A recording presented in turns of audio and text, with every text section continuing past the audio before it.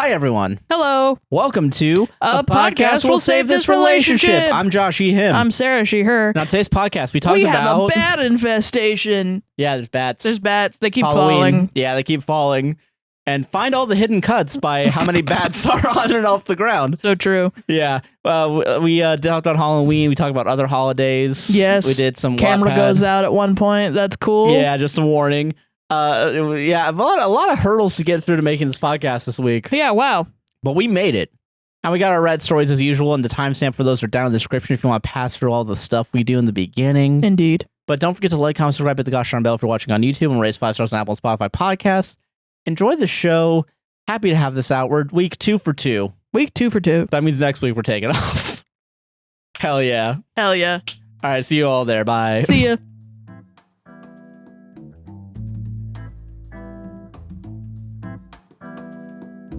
Hi, everyone. Hey, guys. Welcome. Happy Halloween. Happy Halloween. It's our Halloween episode. Happy Halloween. Today's not Halloween. It's the day before Halloween. It's Devil's Night. While we're recording this, but when this goes out, it'll be Halloween. Yeah. Yeah. So yeah, how are you doing, Sarah? I'm doing good. It's Halloween. It's Halloween, dude. We're fucking ready.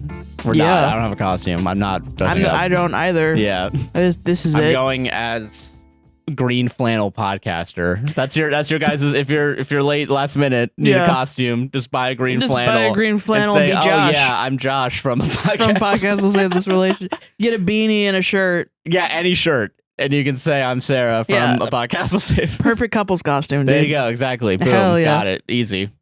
Dude, that'd be so that's also uncovered. Get a $20 microphone, walk around with it. Yeah, exactly. That's Boom. not bad. That's not a hard. That's not a bad, and yeah, just like a foam cover. Yeah, it's this not is a terrible. good last minute idea. Yeah, that for you sure. Can say. Well, they're real. This is a real costume. They're real guys. people. They're real people. They have 100,000 on TikTok. Very obscure memes I've seen of people's costumes this year. Yeah. I was trying to see one. Like one was Mike Wazowski, but like with gigantic legs, and yeah. it was really good. Nice.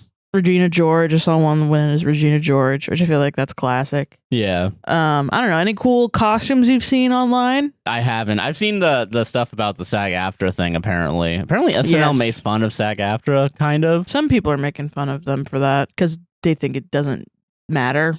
I don't know. A lot of people are saying, I can't believe it, but a lot of people are like, yeah, no, it doesn't matter. Who gives a shit? Blah, blah, blah. And I just don't get that. I don't agree with that. Yeah. I mean, it matters on like a small scale.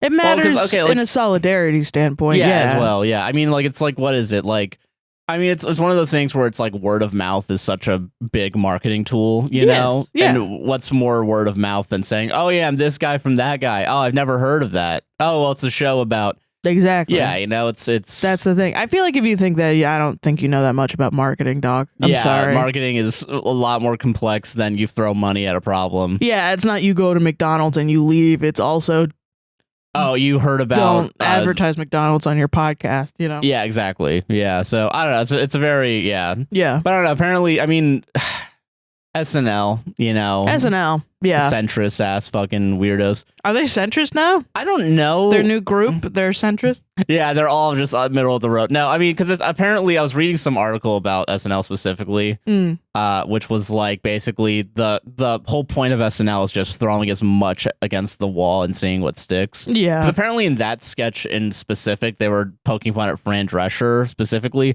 Wow. But at the end of the sketch, they did a pro SAG-AFTRA thing. But then you also made fun of all these, like, you know, like... That's what I'm saying. It's an interesting take on comedy. Yeah. You know? I get it, yeah. But I think also it's hard to...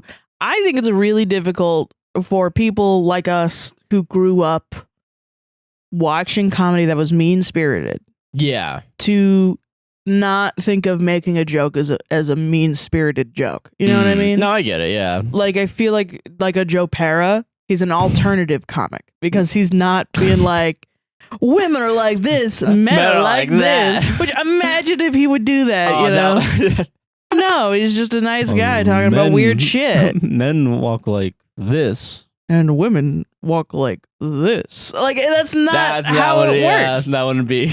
But I think that's what the kids want, you know? Yeah, you know, the kids these days. Even on here, sometimes I'll be joking and it comes out mean-spirited and people will be like, that was weird. And I'll be like, wait a minute. Yeah, it was. That actually, was weird. You're actually right. No, I feel that. Yeah. It's hard to get rid of some of those like biases that you've had, you know. It's interesting. In the comedy, you know, like I haven't seen any like weirdly racist Halloween costumes yet. Well, I have seen one. Yeah, there was the one where it's yeah, I know exactly what you're talking about. It was a toss-up. It was a lady dressed as Dr. Evil and Mini-Me when they were in jail, and they were dressed as specifically cholos. in jail, I think is the like. Well, because the joke was kind of racist, where they're dressed up like cholos. Yeah, and gang members. And are gang members? I don't even know. I didn't watch the movie, so I don't know. They're just in jail. Yeah, they just have the jail uniform, but everyone else is wearing the uniform like buttoned up. They very specifically have just the top button, which is a cholo. Yeah, thing. exactly. Yeah, and it's kind of fucked up. And this white lady and her white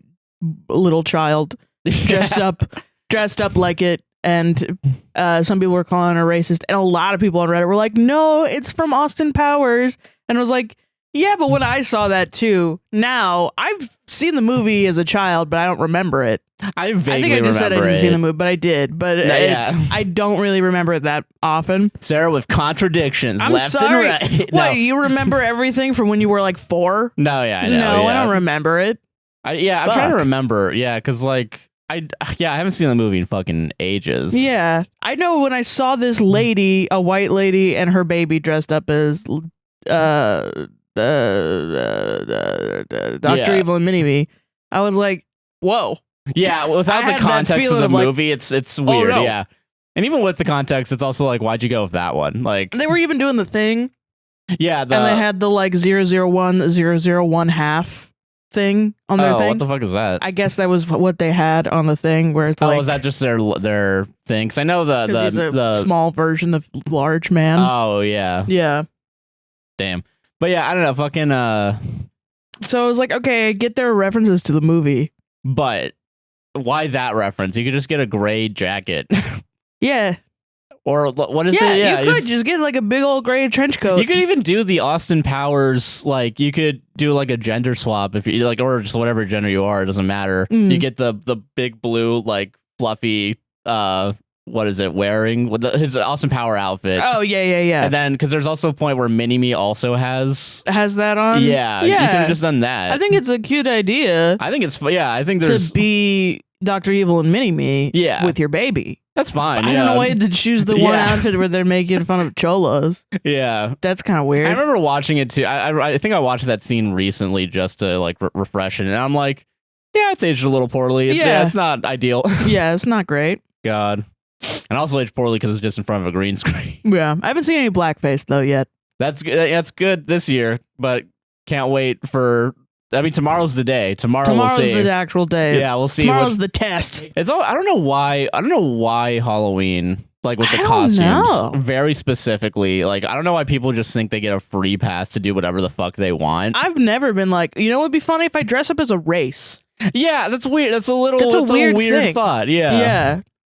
I dressed up as fucking a sack of potatoes once. As a baby. Really? Yeah, as a baby, I was. That's so cute. Holy shit. But I wasn't gonna. It was just the sack of potatoes. It wasn't like I should alter. My parents weren't like I should alter his face to make it look more brown. That would be weird.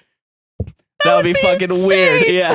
That would be insane. That's crazy. Do you ever have any face paint costumes? No. I didn't either. I hated the feeling. I hated that too. That was one of the things that I think I remember being like a kid and doing like stage plays and stuff, and because of that I had to do my own makeup. Oh, wow. Never really enjoyed it. Yeah. And I think doing like stage makeup was enough for me as a kid to be like, I don't need to do this face paint bullshit. Well, face paint also, it's like it's thicker. It's not the same as like makeup's supposed to feel like you are not wearing anything on you. Yeah. But face paint is like it's like you're. I mean, it's like you're putting painting on your a face. Mask. Yeah, I'm putting yeah. I hated that shit when I was a kid. Did you ever feel pressured to do face paint as a kid? Because I feel like I had a lot of. I don't remember doing face paint as a kid. Oh, really? I think I lucked out, I think. Huh. Because I don't remember really ever wanting to be like, I want my face to look like a lion, you know? Like. Yeah. I think that's just my sensory issues. I think like, so, I don't too. want to feel anything on my body ever, please. Same, yeah. Yeah. God, like That's I can't such a even mood. wear like, and I've talked about this before, but like if I wear a polo now, I can't wear it without like a t-shirt, like a cotton t-shirt, because the threading of a polo is way too like fucking. I have a on my physical skin. reaction, and you'll sometimes see me do it actually if Josh doesn't edit it out. But Zooming in on your neck every time this happens. But no, I have a physical reaction where if a t-shirt is bunched up around my neck, I like gag. And I can't sleep with a tight t-shirt on. Like Yeah. around my neck, no. Fuck that. And also, if anyone else has that thing, please tell me what it is. Please tell us which doctors to go to. Because I've had it since I was fucking 14, and I've looked on the internet for years. No one's talking about it. No one's talking about it. I think people assume it's because of weight issues, but I've been a smaller weight and I've still And you had still it. had it, yeah. And I mean, I'm not like, a super skinny guy, but I also will have like, if I wear something around my neck. Yeah. Yeah, I feel that. But okay, back on topic. Yeah, Never face did paint. face paint. I think I was forced into it. As I got older, I had a couple of instances where I wore face paint as like a teen or an adult. And it was because we used to do this like thing, I think it was around Halloween, might have been, or Christmas, where our high school, the orchestra would go and play at the Barnes & Noble. Oh, okay. I don't know why, but we would go and we'd perform at the Barnes & Noble, and the school would do a couple things like the book club, which I was also part of, would do like Mad Libs for kids in the kids section. Oh, okay. So we would go and we'd blah, blah, blah, and we'd let the kids do the Mad Libs and shit, and we'd facilitate and help them. And one year they had face paint, and my friend was just like, here, let me face paint you. And I was like, I don't want to be lame. Yeah, right, yeah. And I got a little bit okay with it. Yeah. But definitely as a kid, I was like, no, I do not want. I also had a sensory issue of like, my mom kept trying to put fucking like pigtails, put me in pigtails. Oh, really? Or like little clips in my hair. Oh, Jesus. And just as a kid, I would just like fucking take it out. Yeah, no, I get just it. be yeah. like, no, I don't want that. That's fair. I Yeah. totally get that. Yeah. Yeah. Yeah. Even like right now, I feel it on my head. I can tolerate it, but like I do feel the hair just fucking being pulled. Yeah, I couldn't deal with it. Yeah. And it was be super tight, you know? Yeah, and I guess I don't know. I never really got into like costumes, I guess, or until like I guess in my teenage years, I never really did trick or treating or costumes. Like honestly, probably like middle school on, I stopped doing it. Like, yeah, which I guess is probably normal. I don't know when people stop trick or treating. I think so, yeah. But like even as an adult, I never did like any costume parties or like. No, I've never done any. Not even in college. Yeah, neither. Yeah, Kind of terrified of those. I think why? Not really my vibe. Yeah, I'm not already like into parties in general. Yeah. I don't know why there needs to be a rule of like you have to dress up like a character. I think I've never been into a good party. I've never gone to a good party. I get that. Yeah, I don't know if I have either. If it was a good party, it was more like a hangout. Yeah, exactly. It wasn't like party. then a party. Yeah, and I think Yeah. I had one college hangout that wasn't really. Oh, that was a party that was happening, but it was more of a hangout with like all the film people. Yeah. And that was a nice night, but it definitely was like my first foray into that, and I never did it again. Bro, oh my God. Let me tell you this story, actually. Yeah. My orientation at FSU, Florida State University. My orientation. Orientation. Let's go. So my mom's there. We have to sleep over. So we traveled up to Tallahassee 3 hours. Yeah. We slept in the dorms. I don't know where the fuck. I think my mom had a hotel or they had some sort of lodging for my mom. I don't know. But we were separated. Like that. The whole point is like you sleep in the dorms. You have the whole thing. Yeah. Whatever. And during the orientation, they take you around. They show you everywhere. Blah, blah, blah. They talk about the history of the school and everything. And it's cool or whatever. It's like a 2-day orientation. The first night, they take us to the on-campus club. What? There's a club. I don't know if it still exists. That'd be crazy if it's still like their theater. Like it's where the theater kids go and play and do plays. Okay. And they have comedians sometimes that'll show up and you can go and watch them and it's free. But at night, it's a club, like it's a an club. actual club without alcohol. I mean, I guess it's because there's no alcohol, but also like, why the fuck do you have that on campus? And it's dog shit. I mean, I bet, yeah. Shit. So like they were like, yeah, all right, here we are. They just dropped us off at the club. And they were like, yep, okay, remember, you know, you have to be in bed by like 12 or something. See ya. And they just left. Wow. And they were like, yeah, we're going to walk from your dorm all the way over to the club in the middle of campus, which is a long ass fucking walk. Because they put us in the dorm that was like across the street. Oh, Jesus. From the campus. So, wow, so we had to cross at night. We had to cross a road at night and then walk like half a mile into campus to get to the club. And then they dropped us off.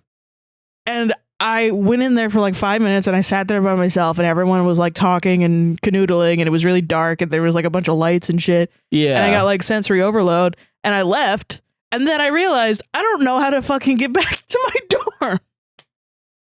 Why would they do that? I know, and as I'm saying this is so dangerous. This is the most dangerous.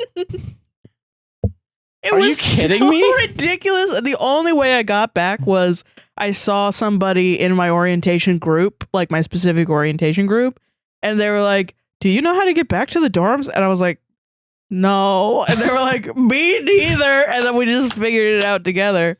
That's wild. Is insane. Fuck FSU. Holy shit. Yeah, I had terrible experiences. And I'm sure that's not everyone's experience. It's just like a crazy fucking thing. But I mean, still, that's a wild, like, fucking thing to happen. Definitely makes me afraid of going somewhere alone. Yes. To a party. Which is, yeah. I can totally get that. The fuck? That's wild, man. Yeah. Jesus. University sounds horrible. Why would anyone? I mean, I don't think UCF has a club. They don't have. Yeah, they have the fucking Bar Louie across the street. That's all they need. Yeah, or the Knights Library. Oh yeah, God, yeah. I wouldn't fucking never go there, dude. It looks fucking crazy. It looks like yeah. It's so weird that the Knights Library like between the Chick-fil-A and is it Buffalo Wild Wings? I think so. It's like these two like modern like architecture, and then there's just like this one story like convenience store almost. Yeah, it definitely looks like a club, but it's supposed to be like, oh, it's I'm going to the library. Wink, wink, wonk. Yeah. Just studying at the library. I'm happy I've dropped out of college. Because if my path was gonna be going to UCF after Valencia, yeah, I will say I think it's as a off-campus commuter technically / online student, it is a lot easier to not get into those problems. But as a freshly 18-year-old, on a campus, first time, this is your all of the social events are either football or going to the Strip in Tallahassee, which is just a strip of clubs. Next to the busiest road. Scary, spooky, Halloween. But I mean, a lot of terrifying instances happened at FSU, and I can't see it other than it's the culture. Yeah, I get that. People focus on Alabama. FSU is fucking crazy. FSU is also crazy. I'm sure. Well, it's in the Panhandle, so it's close enough to the southern states. Oh yeah, true. I'm sure it's trying to be like those as well. Yeah. Damn, man. Yeah. That's crazy. Happy Halloween, everybody. Happy Halloween. I don't know. Any Halloween experiences that you've you remember? Because I'm thinking about it more, and I've really never done Halloween that much as like a teen to adult. You don't remember any kid experiences? I guess it sucks because the only thing around here that's like a Halloween event is Halloween Horror Nights, and that's the one thing I've done. Which you did pretty early on. Yeah, again, my parents brought me as a shield. As a human shield. As a human shield to protect my mom from being scared. Yeah. But yeah, no, like I remember like, because, like my family, they would go and like they once rented a bus for like my sister's friends and I. Oh, wow. Yeah. That's kind of cool, though. Yeah, just to go over. Cool ass parents, I'm sorry. They were cool. Yeah. But no, they fucking like did it once. I think only once, and I don't know if they ever did it again because they would be the chaperones basically. I mean, I love the way your mom plans things. I mean, because she has these wonderful ideas and she goes and she just pays for everything and she does these wonderful things. And then I always go to check on her when it happens and everyone's going out and having fun. And I'm sure you guys are too. Yeah. I always check on her and she goes and she's always like, I'm never doing this again. She's always like that, and it's so funny. Yeah, sitting on a bench, just like... And it's not anything that I can help her with. I'm not like, hey, can I help you do anything or what's going on? Because, hey, she doesn't want me to help her. She doesn't want to feel old or anything. No, yeah. She's not old. She's like 50. So, fucking... she just fundamentally dislikes going out and doing stuff. Yeah. Which honestly, as I get older, I'm like, yeah, same. Let's just stay in. And I think that's beautiful because lately our outings have been less like, let's go out and have fun. It's more just like, let's hang out in the house and eat food. Yeah, exactly. Which is, that's all I want to do. Or if we do something, let's just like keep it. Let's keep it low key. Low key. We don't have to go to Disney. We don't have to go to Universal. Yeah, exactly. Let's just chill out. Let's just chill the fuck out. Yeah, that's nice. I do enjoy that. Yeah. But yeah, no, it's very, so I think literally all my experiences are just like, mostly Halloween Horror Nights, but we never did it like, I think we did do it on Halloween because there was a point in time where it was the least busy day to go. I don't think that's true anymore. I think every day is a fucking shithole at Halloween Horror Nights to go and being packed, you know? But yeah, I think, Yeah, I think when it, I just can't imagine drinking there. Yeah, neither can I. I just can't imagine it. By the end of the night, we walked, I think, 8 miles. I don't know how a beer would have helped that. Exactly. Like, I don't know. When I've been drunk, I want to sit down. Yeah. And there's very minimal places to sit down. There's a reason why bars don't have just treadmills. Yeah, you it's like, hey, you want to go get drunk? Like a Hassan stream, like, all right, guys, we're standing up now to do this next bit. Yeah. Hey, and like, hey, do you want to get drunk and run a half mile? Let's go right now. I actually don't want to do that. We got to do a 100-meter sprint. Let's go. What the fuck? People in lab coats just being like, all right, we're going to do an experiment now. We're going to see how alcohol affects the mind and body. Because we don't have enough data on that yet. We gotta do it now. Yeah, and it's also not just like a beer. It's not like a shot. It's it's like vodka with like an ounce of sugar. Yeah, with like 5 grams of sugar. It's like a frozen fucking concoction. That's all the calories you need in one day. All the calories you need. All the sugar you need for a month. All the alcohol you need for a lifetime. And then like a what are those fried pot fried things? They have they just have potato on a stick now. Yeah. Oh, I didn't know that. I don't know they have potato on a stick. They have just potato chips on a stick. I mean, I like the carnival thing where it's fried. Oh, like funnel cake? Yeah, funnel cake. Yeah. And also a funnel cake, or also a turkey leg, or also like a big burger. Big pizza pie. Yeah, exactly. That's what I want to eat halfway through doing 8 miles of walking and getting scared. It's not a Cliff Bar. It's the worst pizza you've had from a cafeteria. Like you were in high school. Yeah. I don't know what I would want to eat after walking 8 miles. I don't know. Yeah, and I will say, like, because I wouldn't want to rap either. You know what I mean? Yeah, like, what the fuck is the right thing to eat? The only thing, and I remember this was only available because when I was at City Walk, I would be standing all day.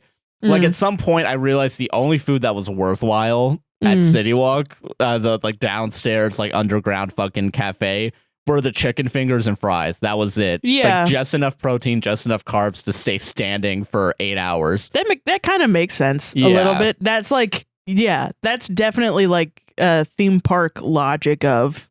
Yeah, of like, we have employees, we need to feed them. How do we do it? No, it's like, what's the healthiest thing I can eat here in diabetes land? Yeah. Probably a fried chicken and fries. That's it, yeah. Yeah. Maybe. It's not great. Yeah, it's not awesome. That was the only thing that was reasonable for me to eat when I was working there, and that's not available to guests. Nope. That's just not available. Oh, really? Yeah. Wow. Oops. I don't think they have like very specifically like because that kitchen had to make literally every type of food just for the employees. Oh, wow. Yeah. That's crazy. Yeah. What a job. Those are fucking delicious. I'm not gonna lie. That's the one thing I miss about Universal is the chicken fingers. That's it. Hell yeah. Not the pretzels, not the fucking like the donut burgers. Yeah, donut burgers, which I probably would not have now. My body cannot handle it. I would still eat it though. But yeah, it was good. It was good. But other than that, it's good enough to not also worry about the shame of saying I like donut burgers. Yeah, exactly. You know? I will say too, with that specifically, would not eat that on Halloween Horror Nights. No, I walk right past that Coke bottle that's in the thing. But I think that's genuinely Halloween Horror Nights is the only thing that I've ever really done to celebrate. You've never gone trick or treating? Well, I went trick or treating as a kid. Yeah.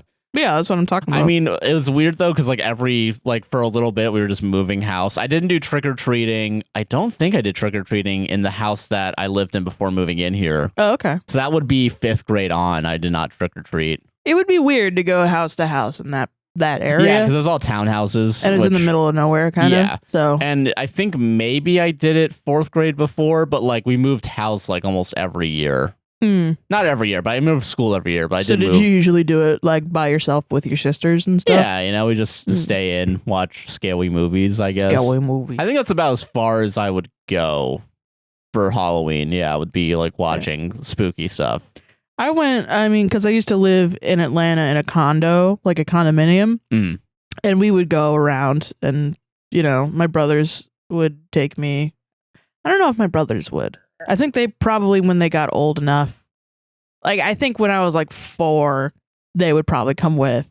But when I was 6 and they were 16, they were probably going to their parties and stuff because they had friends and they went to parties a lot. And then my parents would have to take me out, like my dad or my mom or something. Yeah. I'm trying to remember any outfit. I remember there's a photo of me passed out in the back of a car as a baby, as a small child, wearing the red, what the fuck is it?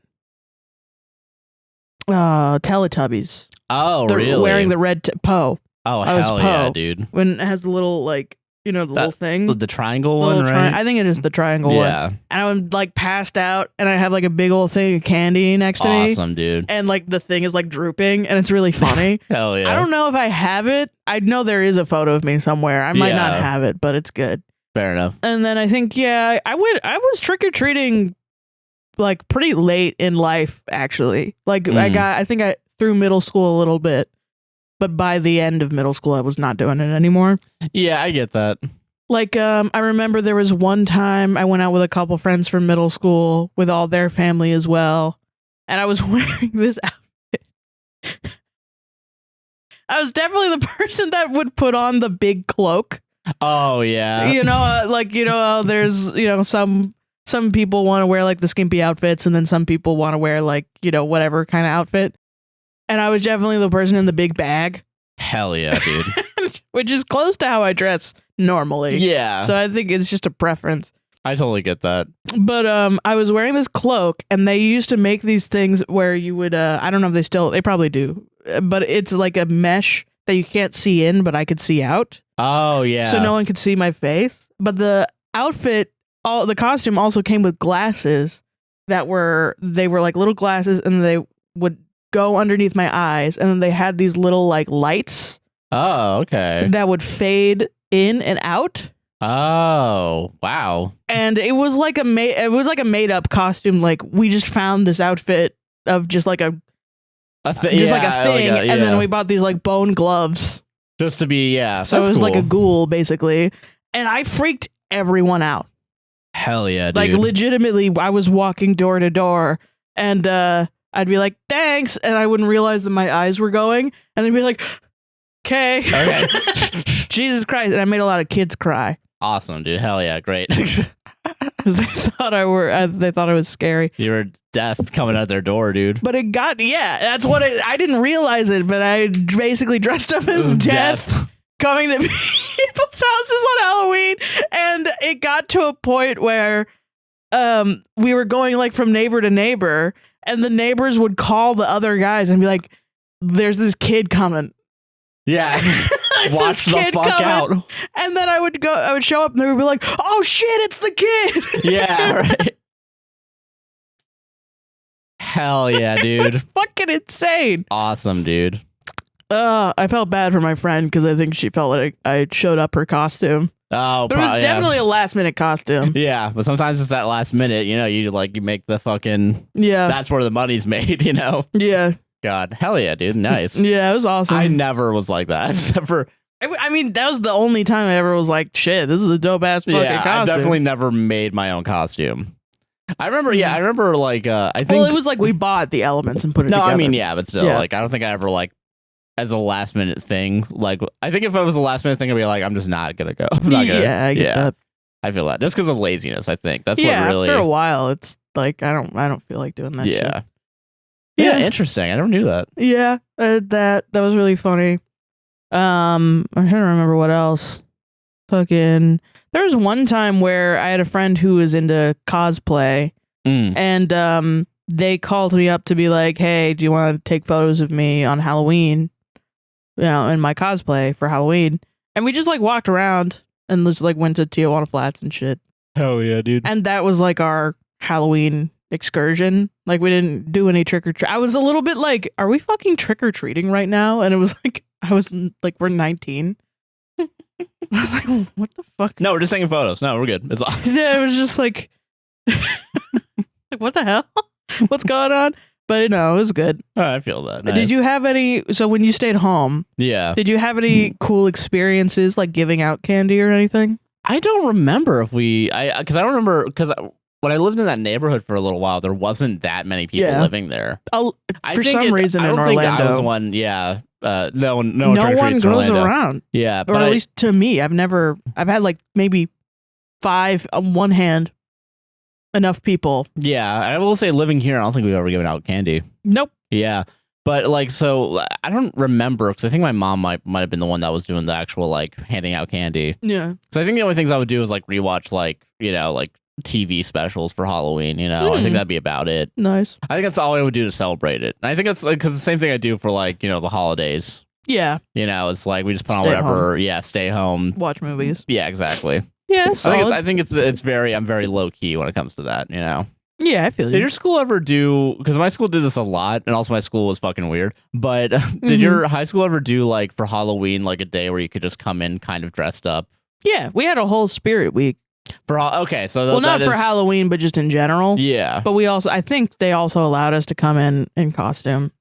You could dress up really as whatever you wanted, as long as you were following the dress code. Honestly, I feel that because I remember like almost like twice a month there'd be a day where like you could just dress up as whatever, and then there'd be like spirit like weeks every other semester or whatever, or quarter. Every other semester or every quarter. Yeah, Jesus. Yeah, that's a lot. I'm surprised I learned anything. Yeah, we had one like every year. 1 year I dressed up as me and my friend. We were Gus and Sean from Psych. Oh yeah, it was cool as fuck. Nice, dude. But it was cool. I got the little Psych. You remember the little rubber bracelets? Oh yeah, I ordered these like custom Psych bracelets. Interesting. And we wore them. Nice. It was cool. Nice. No one knew who the fuck. And also, it was picture day.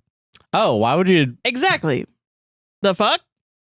That's why would weird. You do that? That's actually What a weird schedule conflict. Yeah. Yeah, what the fuck? And then my friend was like, what the hell? Now we look like two hicks because we were both wearing flannels and shit. Oh, yeah. Like the, yeah, now we look like hicks in the yearbook. Forever. Did you go like for the Sean look? Did you do like slick black back hair too? I never really change my hair when I do outfits like that. That's fair. Yeah. Like I think anything with the head. Why would you stop it? I'm not doing that. I'm not doing that. I can't. I don't feel comfy. I'm not putting on a fucking wig. I'm really sorry. I can't do that. I can't do. Yeah. It's already hot with just my regular hair.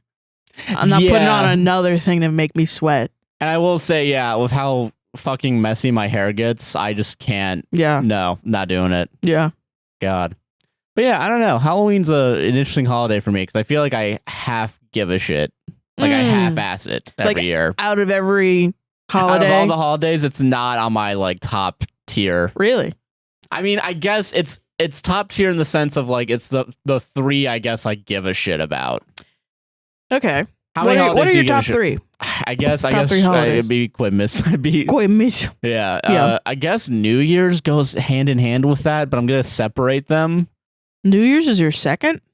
I guess. Wow.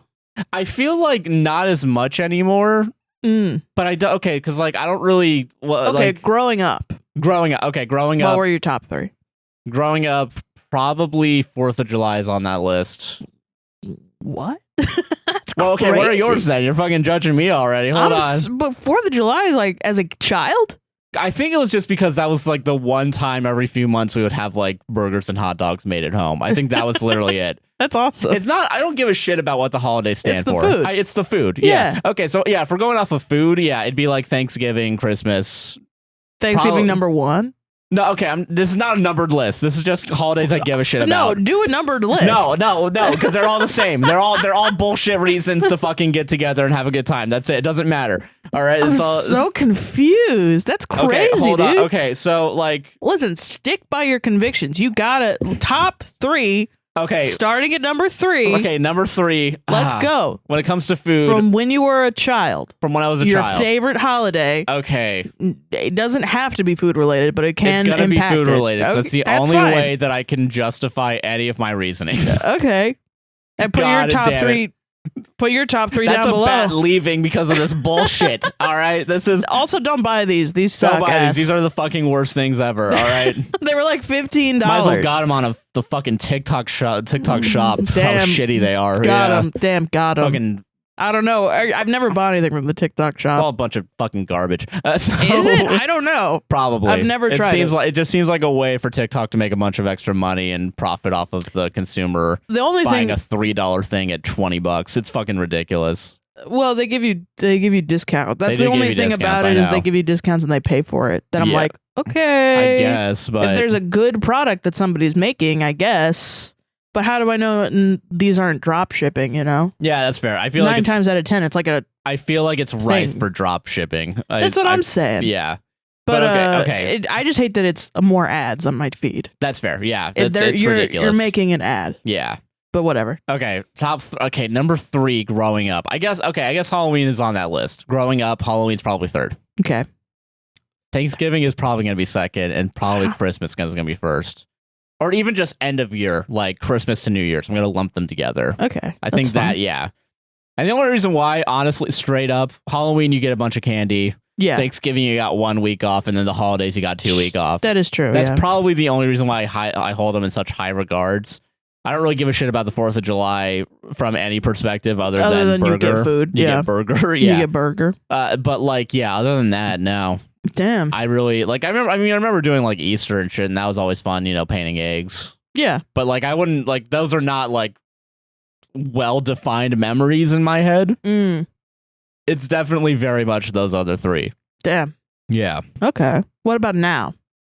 Now they all blend together. I guess Thanksgiving's number 1 just for the family aspect. That's so fucking real, dude. Yeah, I That think is that's so legit. and also the food is much better during then. Yeah. Christmas is going to be 2nd because that's when we get the Cubanitos from Yeah. Publix. Yeah, and true. then probably 3rd, you could probably place Halloween again because I don't really celebrate like the other ones as much, if at Yeah. all.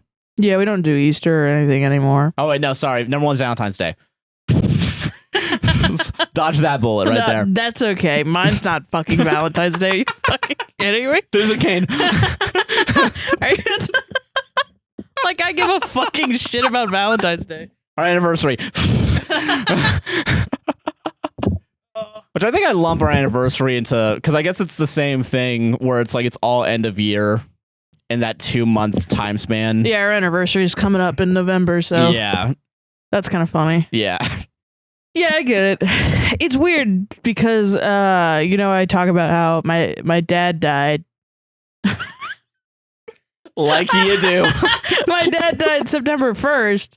Yeah. So it's like September 1st, he died, and then my birthday, September 27th. Yeah. And then October Halloween. 28th is his birthday, and then Halloween, and then Thanksgiving, and then Christmas, and then New Year's. Yeah. I really All am very in a family. bad space Yeah.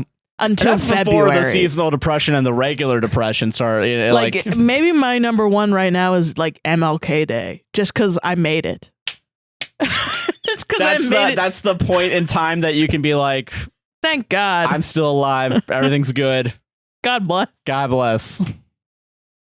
Oh God. Oh, These bats are not having it. Stop it. As a kid, definitely.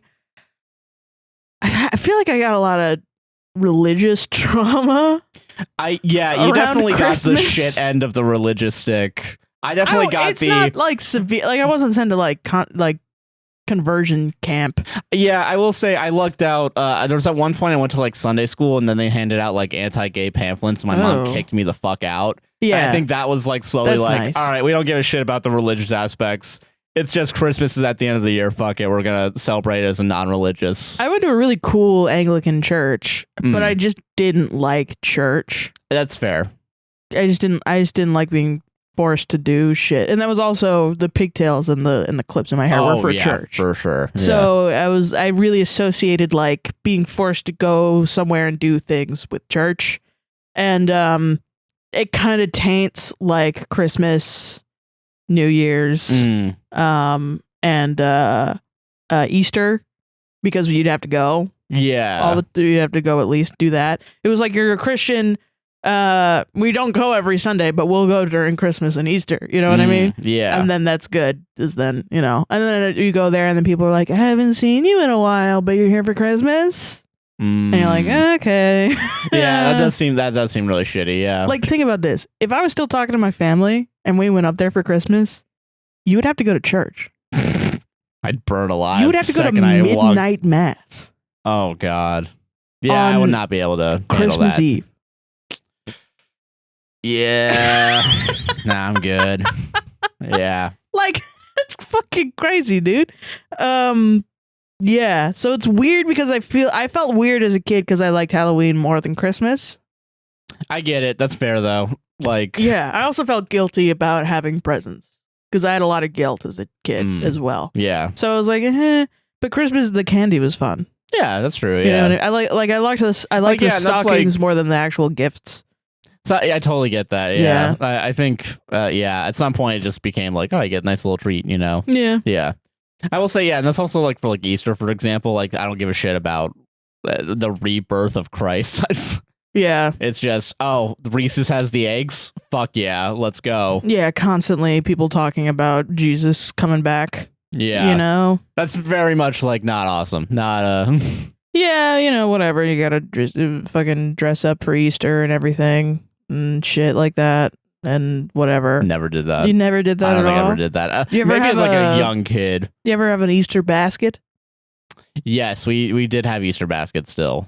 We would do the painting the eggs, put the Easter eggs. No, I mean like what the whoa, hold on. What? Okay, what do you mean by Easter basket now? It's like a gift basket. Oh yeah, okay. No, Yeah. we did have that. Like you put like the paper frilly things, whatever the fuck they're called. The little crunchies. Yeah. No, not even that. Or like the shitty plastic grass. Remember that shit? Yes, I do remember that. Dude, that's totally in all of us now. Yeah. The little plastic grass. Yeah, that's the microplastics. That's entering in our my belly fucking- right now, Yeah. for sure. Because I eat it all the time. But like, what? That Go shit in was so green, I wanted to eat it. You want to eat it? Real yeah. bad. Yum yum yum. Yum, yum, yum.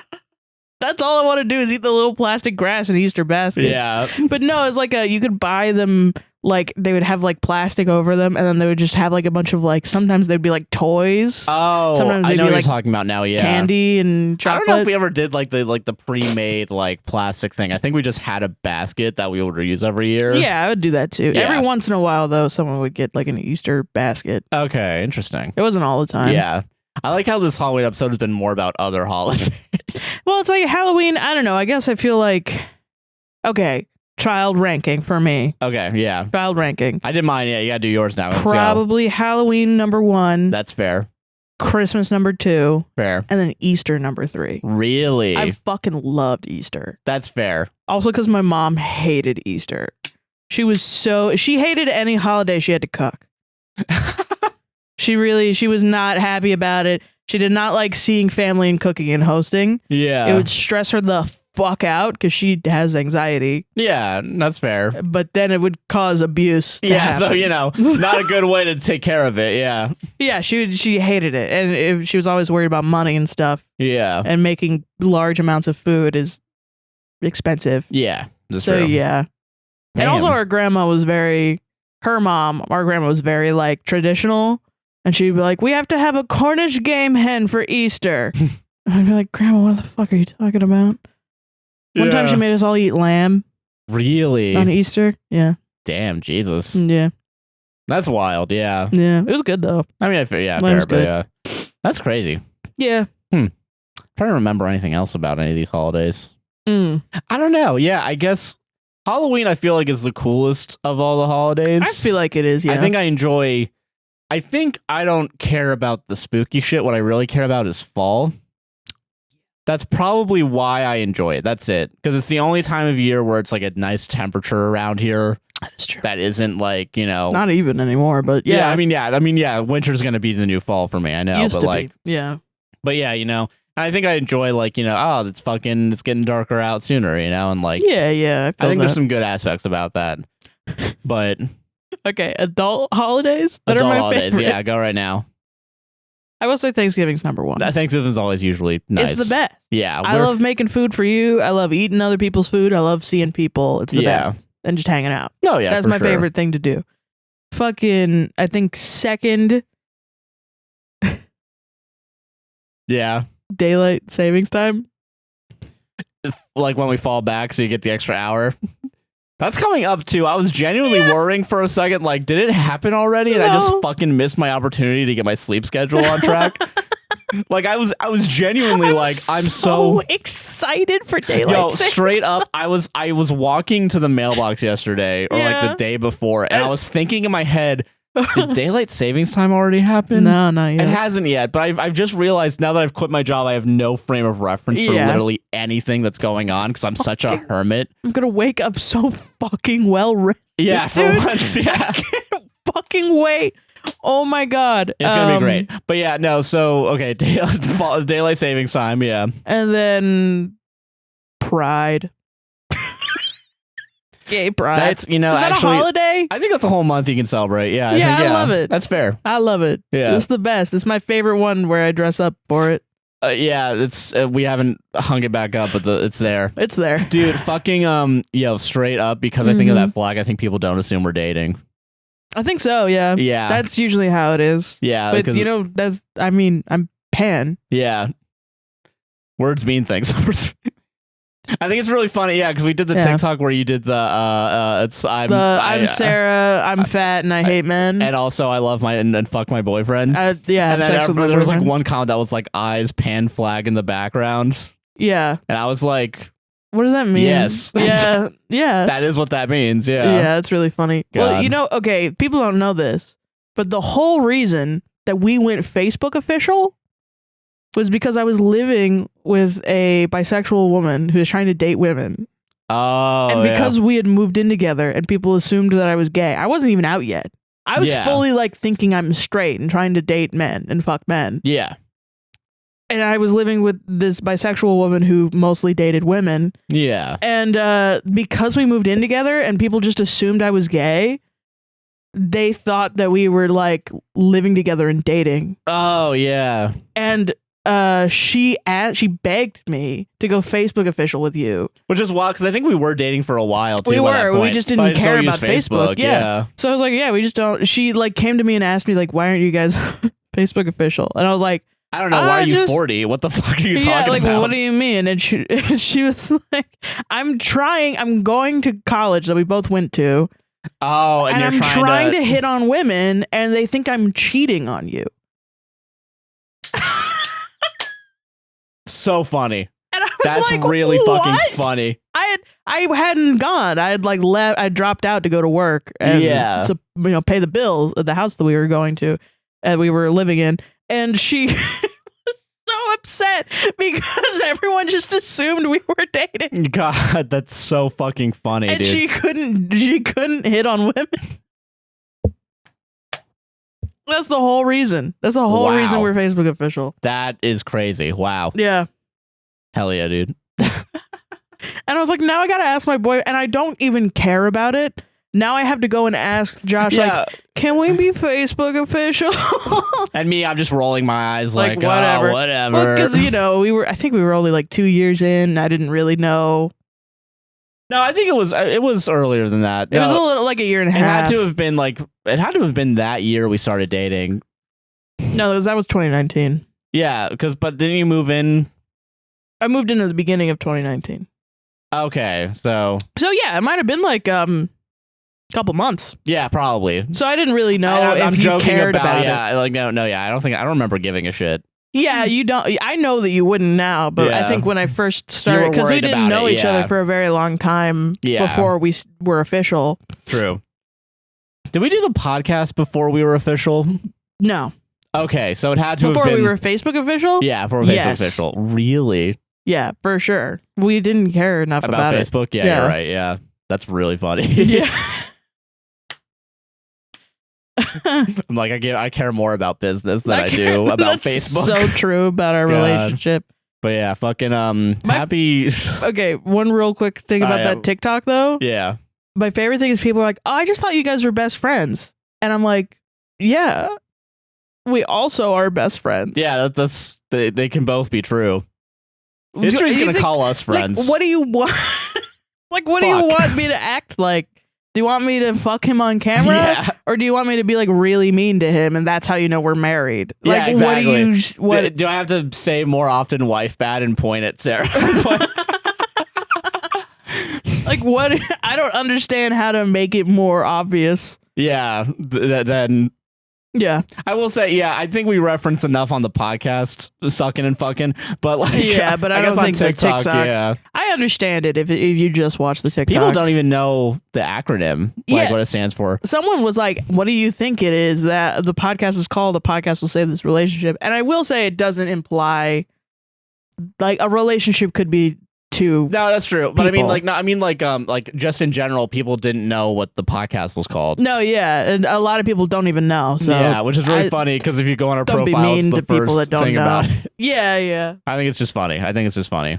No, but I saw other people that were like, "What the podcast is called this?" And they were like, "Yeah, I don't fucking know." It's like, yeah, because we're called APWSTR Productions. Yeah, that makes sense. That's fair. Yeah, they just don't know. They don't know. It's fine. Whatever. I'm being a little jokester. Little joke. Yeah. Little jokey joke. But anyway, happy Halloween. Happy Halloween. Go be scary. Speaking of scary, we have to finish. We have to finish what we started. Finish what we start. We're gonna finish this whole thing. Yeah, let's finish the show. Thanks guys for watching. Don't forget that.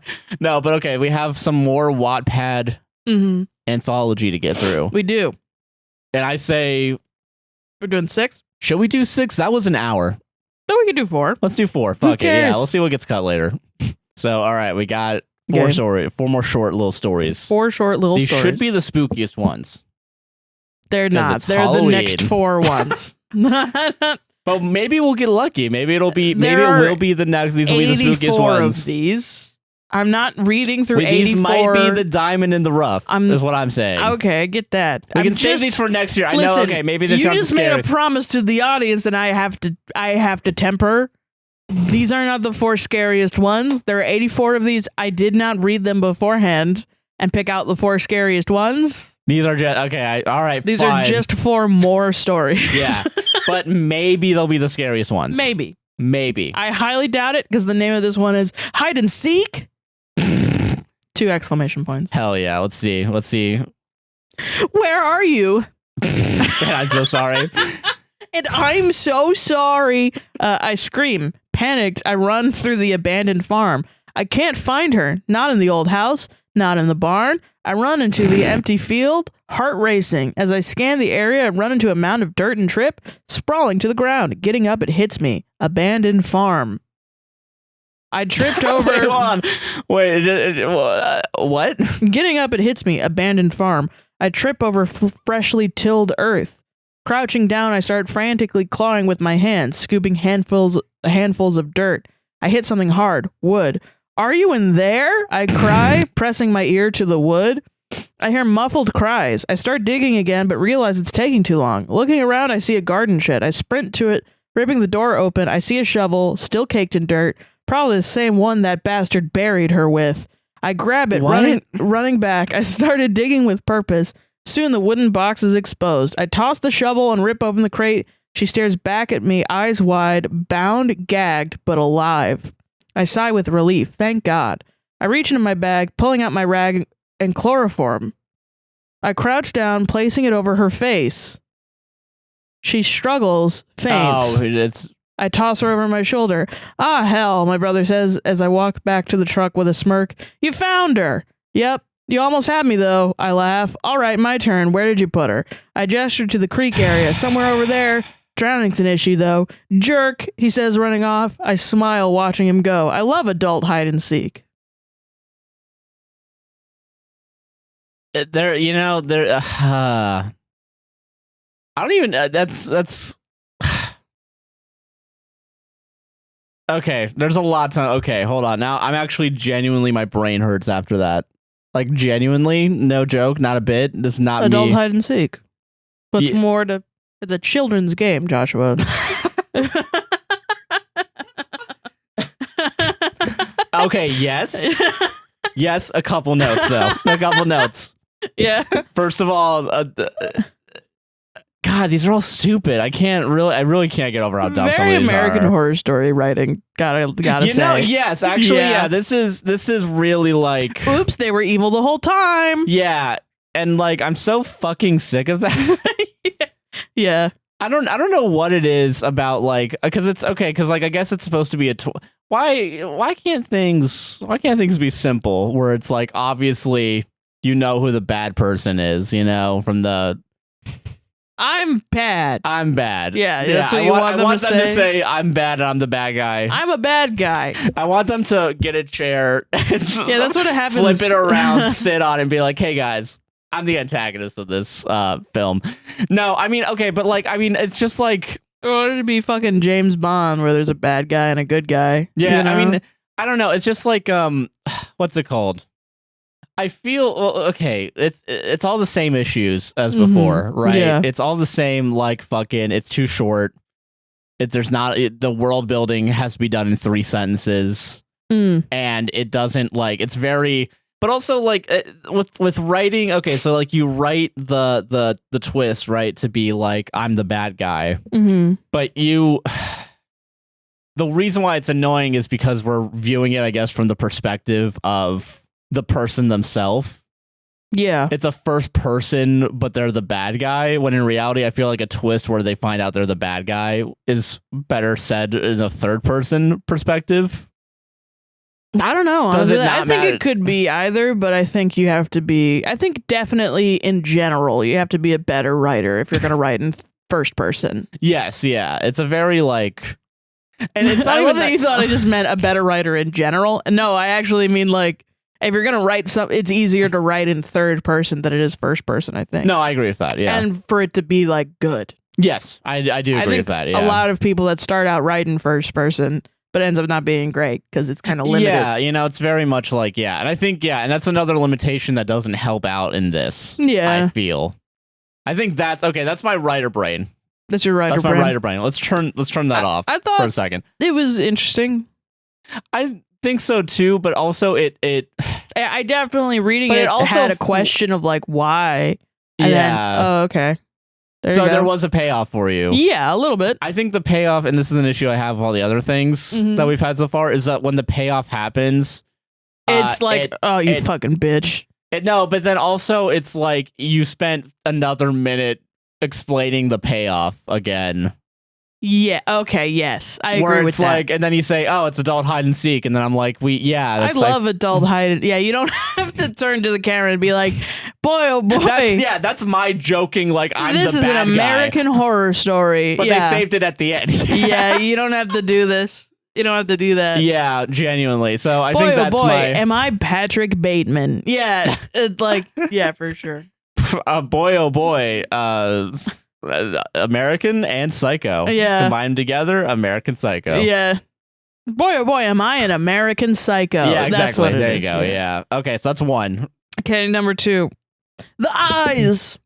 3 exclamation points. So it'll be extra scary. There's going to be an extra eye. Yeah. I bought a new house in the small town of Winthrop. Winthrop? Yeah. Winthrop? Spooky. Fuck. The ghosts are in here. I bought a new house in the small town of Winthrop. Okay. I guess that's better. The house was cheap, but the most important part was that I needed to get away from the city. A few months ago, I had a run-in with a stalker. While I had managed to get him arrested, I couldn't shake the feeling of eyes just constantly watching me. Okay. I felt like there were eyes everywhere, at home and on the street, so I decided to move out into the country to somewhere with less people, just for peace of mind. The house itself was big and somewhat old, but otherwise very welcoming. I went to the basement and there were eyes in jars and... Oh, the eyes! The agent who introduced me to the house had been required to mention that a serial killer had lived here in the past, which was why the house was so cheap. However, he and later my next-door neighbor, Sarah... You're in the store? Okay. Both told me to pay the thought no mind. 4 other owners had lived in the house since then, and all of them were very happy with it. I loved the house. Its interior furnishings were beautiful and very comfortable. The people of Winthrop were friendly, often bringing over fresh-baked pastries or inviting me over for dinner. Is this going to be like they harvest eyes? Is that what it's going to be? Get-togethers, they said, were the key to making sure everyone who lived in Winthrop loved it there. Yet after a week, I stopped loving it. The feeling of someone watching returned worse than before. I tried to ignore it, but soon I started losing sleep. Giant bags grew under my eyes, and I began yawning almost as much as I breathed. Sarah was kind enough to let me stay in her house for a few nights. It was during this time that I heard the legend of Forrest Carter, the serial killer who had lived in my house. While no one knows his exact kill count, Carter, who's known as the Winthrop Peacock... This has gone on for way too long compared to the other ones. This one's actually taking... I mean, I feel like this is now taking its sweet time, which I guess is better, but... Whoever writes this has a severe case of ableism. Really? Yeah. Winthrop Peacock was a man with an extremely severe case of narcissism. Can we stop doing this? Yeah, we've had to cut out one already with this fucking shit. Jesus Christ. Like, wow, dude. Yeah, just straight, like... Ooh, spooky. Spooky. This is getting really... A disorder. Yeah. Ooh. Yeah, that's God a very... damn it. Yeah. Jesus Christ. I'm real tired of these ones. I'm happy this was the last time we're reading these. I'm getting fucking sick of this shit. Yeah, legends say that he couldn't fall asleep if he didn't feel like he was being watched. He was finally arrested for putting up a scarecrow to watch him during the night. Only it wasn't a scarecrow. Carter had murdered a 17-year-old girl just so her corpse could stare at him. The story gave me shivers, and after I went home, I felt like there were hundreds of pairs of eyes just watching me, no matter how I turned. Today, however, was the first day that I acted out. I was cooking breakfast when I felt the eyes. Instinctively, out of fear, I threw my kitchen knife, which lodged itself into the wall. As I pulled it out, I found myself staring at a pair of eyes, pickled in formaldehyde. I called it! I've been watching the police peel away the drywall of my house for hours now. So far, they found 142 pairs of eyes in little glass jars. The scariest thing is each and every one was staring at me. Damn. Why was he didn't have to be a narcissist? Yeah, why'd you throw that in there? Why is that that was such an unnecessary detail? It didn't show up, I don't know. You could have said he was vain. That's it. You didn't have to be... Yeah, he could have been vain. Yeah. Extremely vain. That was real... Yeah, that's so fucked up, actually. I know. What a disappointing... That's sad. Wow, yeah, that's really... Yeah. Dude, fuck this person, man. Holy shit. Yeah. I feel... Yeah, and like, that's also scarier if they're just a vain person. Yeah. That's it. You don't have to give them a fucking, like... You don't have to use a buzzword. Buzzword, yeah. That's some baby back bullshit. That's man. really bad, yeah. But man, fuck this is I'm staying in, do you think? Yeah, you can. I'll keep it in, yeah. I think I think it's important. I used to say things like, "Oh, what a fucking narcissist, what a sociopath." I did say psychopath earlier and actually regret that too. No, I get you, yeah. But fucking yeah, I try not to do that anymore because people have made good points where it's like it's actually kind of ableist to be like, yeah, I agree with that too. Every bad person. I will say, yeah, it's definitely hard to like get out of that, but I do try to like. Yeah, same. And I don't agree with it anymore. Like I used to think my mom was a quote unquote narcissist, and I've realized since then it doesn't actually matter. Yeah, she was just abusive. Yeah. Yeah. if she was or she had some sort of issue, it doesn't matter. She still decided to abuse me. Yeah, exactly. So I don't need to demonize an entire group of people who are just trying their best. Yeah, exactly. You know? True. That's fair. I totally understand that. And not saying that people who are narcissists can't do bad things, for sure. No, yeah, no, I get it, yeah. But yeah. How is that different than saying that someone who is a certain demographic is... Yeah, any demographic, literally. More inclined to commit crimes. 34-year-olds are more likely to commit crime than 33-year-olds. Like, that's ridiculous. Yeah. I get what you mean, yeah. But okay, next one. The title for this one's really good. Yeah. The twist at the end. So it's gonna be like a screw and something or something. Like, yeah, come on. Just funny. Like, just say it. Just the twist at the end. This is a story. Rising action? Question mark. Oh? You need go have change to the return. Meeting with the goddess.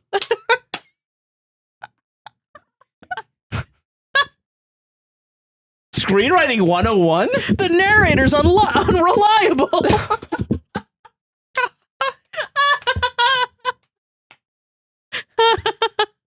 But therefore. Words? What do you mean? That's I think the South Park writers, they have therefore but is what it is. Like, instead of having and between plot points, it should be therefore or but. That's dumb. I'm sorry, I think that's dumb. But okay, I'll stew on it. Stew on it, yeah, stew on it while we find out what the twist is gonna be at the end. Yeah. The twist at the end. I'm gonna say it's gonna involve like screw or something. Like, if something's gonna get screwed in. We can see. Yeah. Cradling my 4-year-old daughter in my arms, all I could do was listen as the screaming outside the house got louder and louder, interspersed with sounds of violence and horrible wet thuds and the unmistakable echo of muscle and sinew resisting the force that was slowly tearing them apart. Okay, that's okay. Hey, listen, some body horror, hey. God bless. It's not a body. That's the twist. It started just 3 days ago. Something happened out there in the world, and before we even get news of what's going on, seemingly half the world is gone. Police and military were unable to stop it. Providing such a short frame of resistance, it's hard to know whether it was real or just a fluke. There's no centralized target, no way to use our most powerful weapons, not without incinerating ourselves in the process. SIDS. I'm sorry. It was autistic people. Just like everything is ableism. All the evil shit is ableism. That's what it seems like. Yeah. I'm not fucking surprised by it anymore. It's like all the people with asthma. It's like, what the fuck is wrong with you? The wet thuds are just coughs. COVID people, that long COVID. Long COVID did it. Oh my God. So fucked up. I'm sorry. It's just fuck. I mean, this writer is so fucking two-dimensional. Cancer. Yeah, right? Like, what the fuck? What's it gonna Diabetes. be? And they're already preemptively saying it's gonna be a twist, so it's already chronic illness. It's like it's saying, oh, it's a monster. No, it's blank. It's who cares? Yeah, that's literally all it is. It doesn't fucking matter at this point. God, yeah. This is fucking bullshit. It is. Police and military were unable to stop it, providing such a short frame of resistance. It's hard to know whether it was real or just a fluke.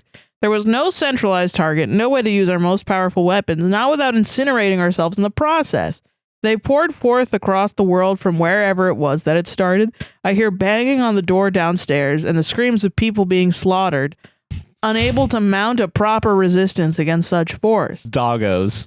Big old doggos. Oh no. Oh God. It doesn't take long before the pounding gives way to splintering and the sound of shattering wood. They're in the house. No more than a moment or two passes before the door to the bedroom starts shuddering. The things I piled against it are holding for now, but I know realistically that they're going to manage to come through. I keep rocking my little girl, humming a lullaby in her ear to calm her as she cries.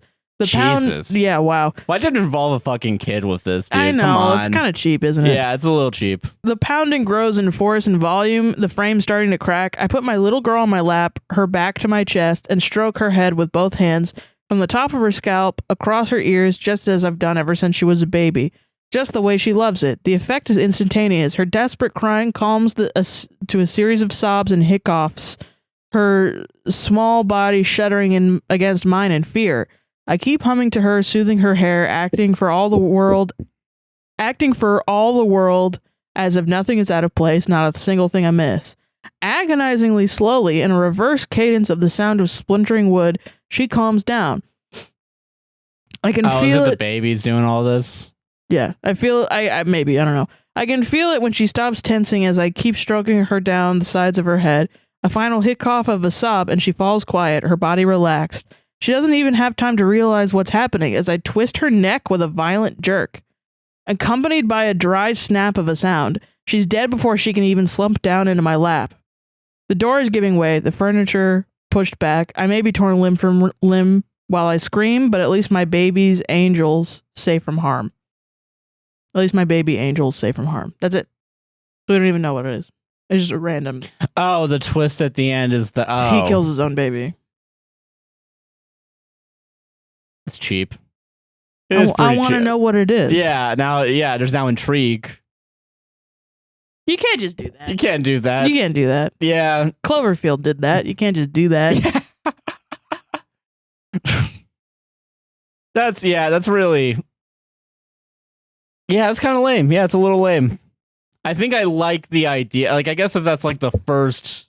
But no, actually, it wouldn't be a first chapter. It would just be... Yeah, I don't even know what the fuck that would lead into, because everyone's dying. Yeah, you just don't know what it is. But do we want to know what it is? Is it like The Happening, where it's like the trees and then the people start going crazy? Maybe. That would be. Or they want to die or be killed. Yeah. I don't know. I don't know what I feel after that. That one's very. There is a void in me right now. That's really just like not being filled, not being emptied. Just there. Yeah. Yeah. Yeah. Bad writing really does depress me. And I've never felt it. I haven't felt it since high school. When I wrote Not since you didn't the wolf story even? Oh, sorry, you're right. Yeah, that's what I'm saying. Sorry. I think with this, yeah, ooh. Wow, comparing that's hard to compare and contrast my feelings. Wow. Wow. Makes you think. I don't know. And that's what reading does, guys. Share backwards. Reading really does make you think. And that's why we read to you guys on this show. This show's called A Podcast That Saves Relationship. We're in a relationship. We'll save it. See you next time. See you next time. Okay, we got an author's note, dude. Oh, great. Yeah. Soon we'll be updating more stories. I'm trying my best to bring the best. I don't want much credit because the stories aren't mine, but I'm trying. Shut up, man. They're yours. Shut the fuck up. But I'm trying to get the best, creepiest stories. Enjoy reading them. Love you all. You can't just say someone else is writing it and then not, and just to stave like consequence, like not have any sort of like comeuppance. Exactly. You little freak. Like I don't know. Like shit. Freak. Okay, this one's very short. Okay, good. Let's end it on a nice short one and get this fucking over and done with. Oh my god. I actually is it gonna be more ableist bullshit? No, it's just more. I'll read it. Baby Crying murder. Isn't gonna help. 3 exclamation points. Why? Yeah, what's why? with that? What's with the You just need one. Punctuation in a title. We've said this before. Already crazy.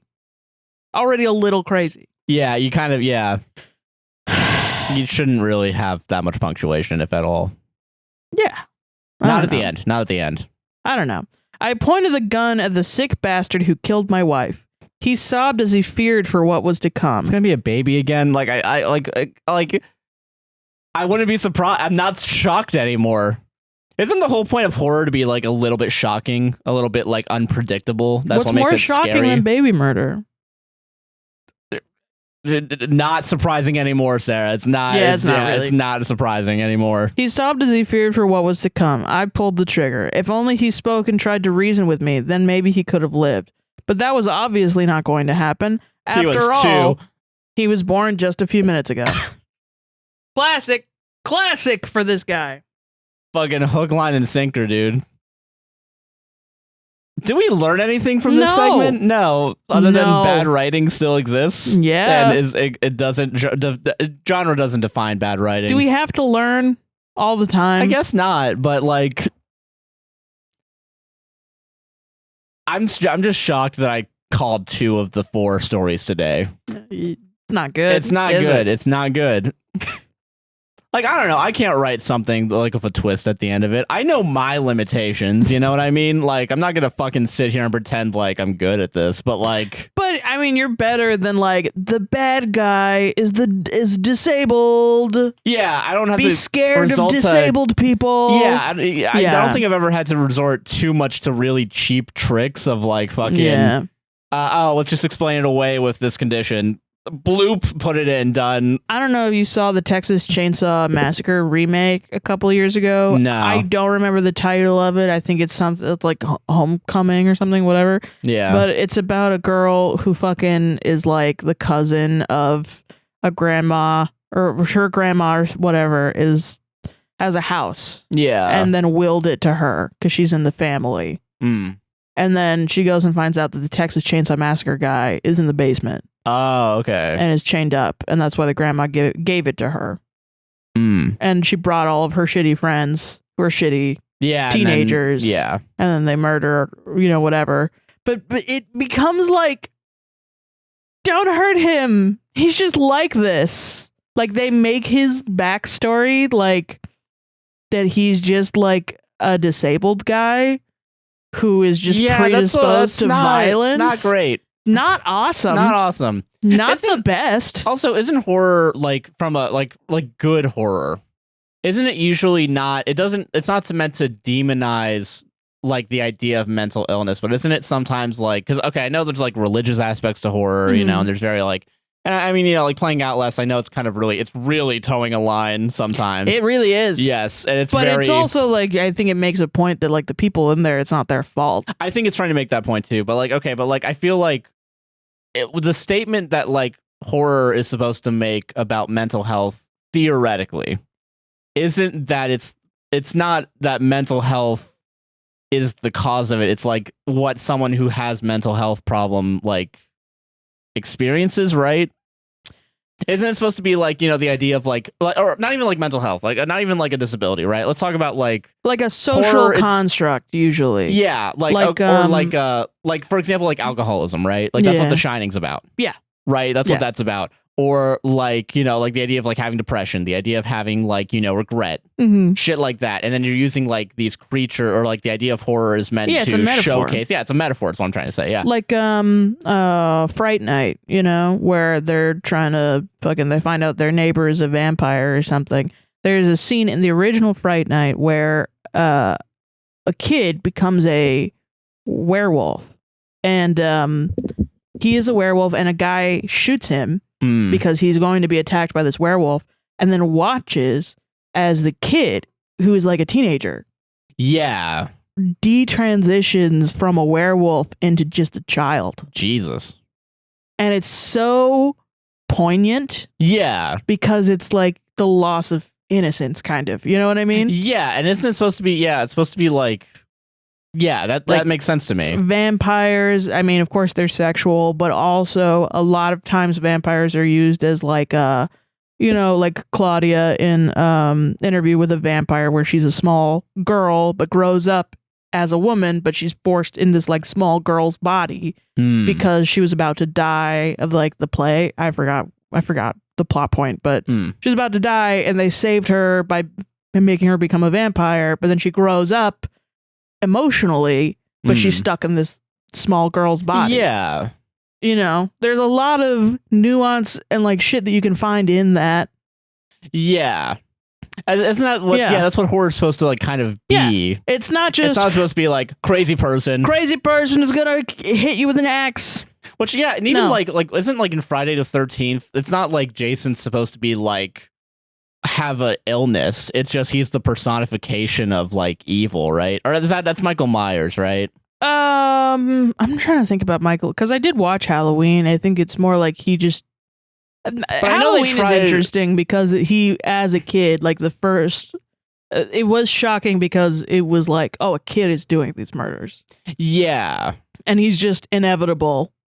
Yeah. And lives forever. And I don't know. Maybe I'm wrong on this. I could be very easily wrong. I haven't watched the movie, but from my understanding, I'm not the biggest fan of Halloween. I'm a big fan of John Carpenter, but I'm not the biggest like how I don't fully think Michael Myers is scary. That's fair. Because he's just like a guy. Yeah. Like I don't think it's scary to be like a guy's over there. I don't think that's scary at all. Okay, that's fair. But like Nope.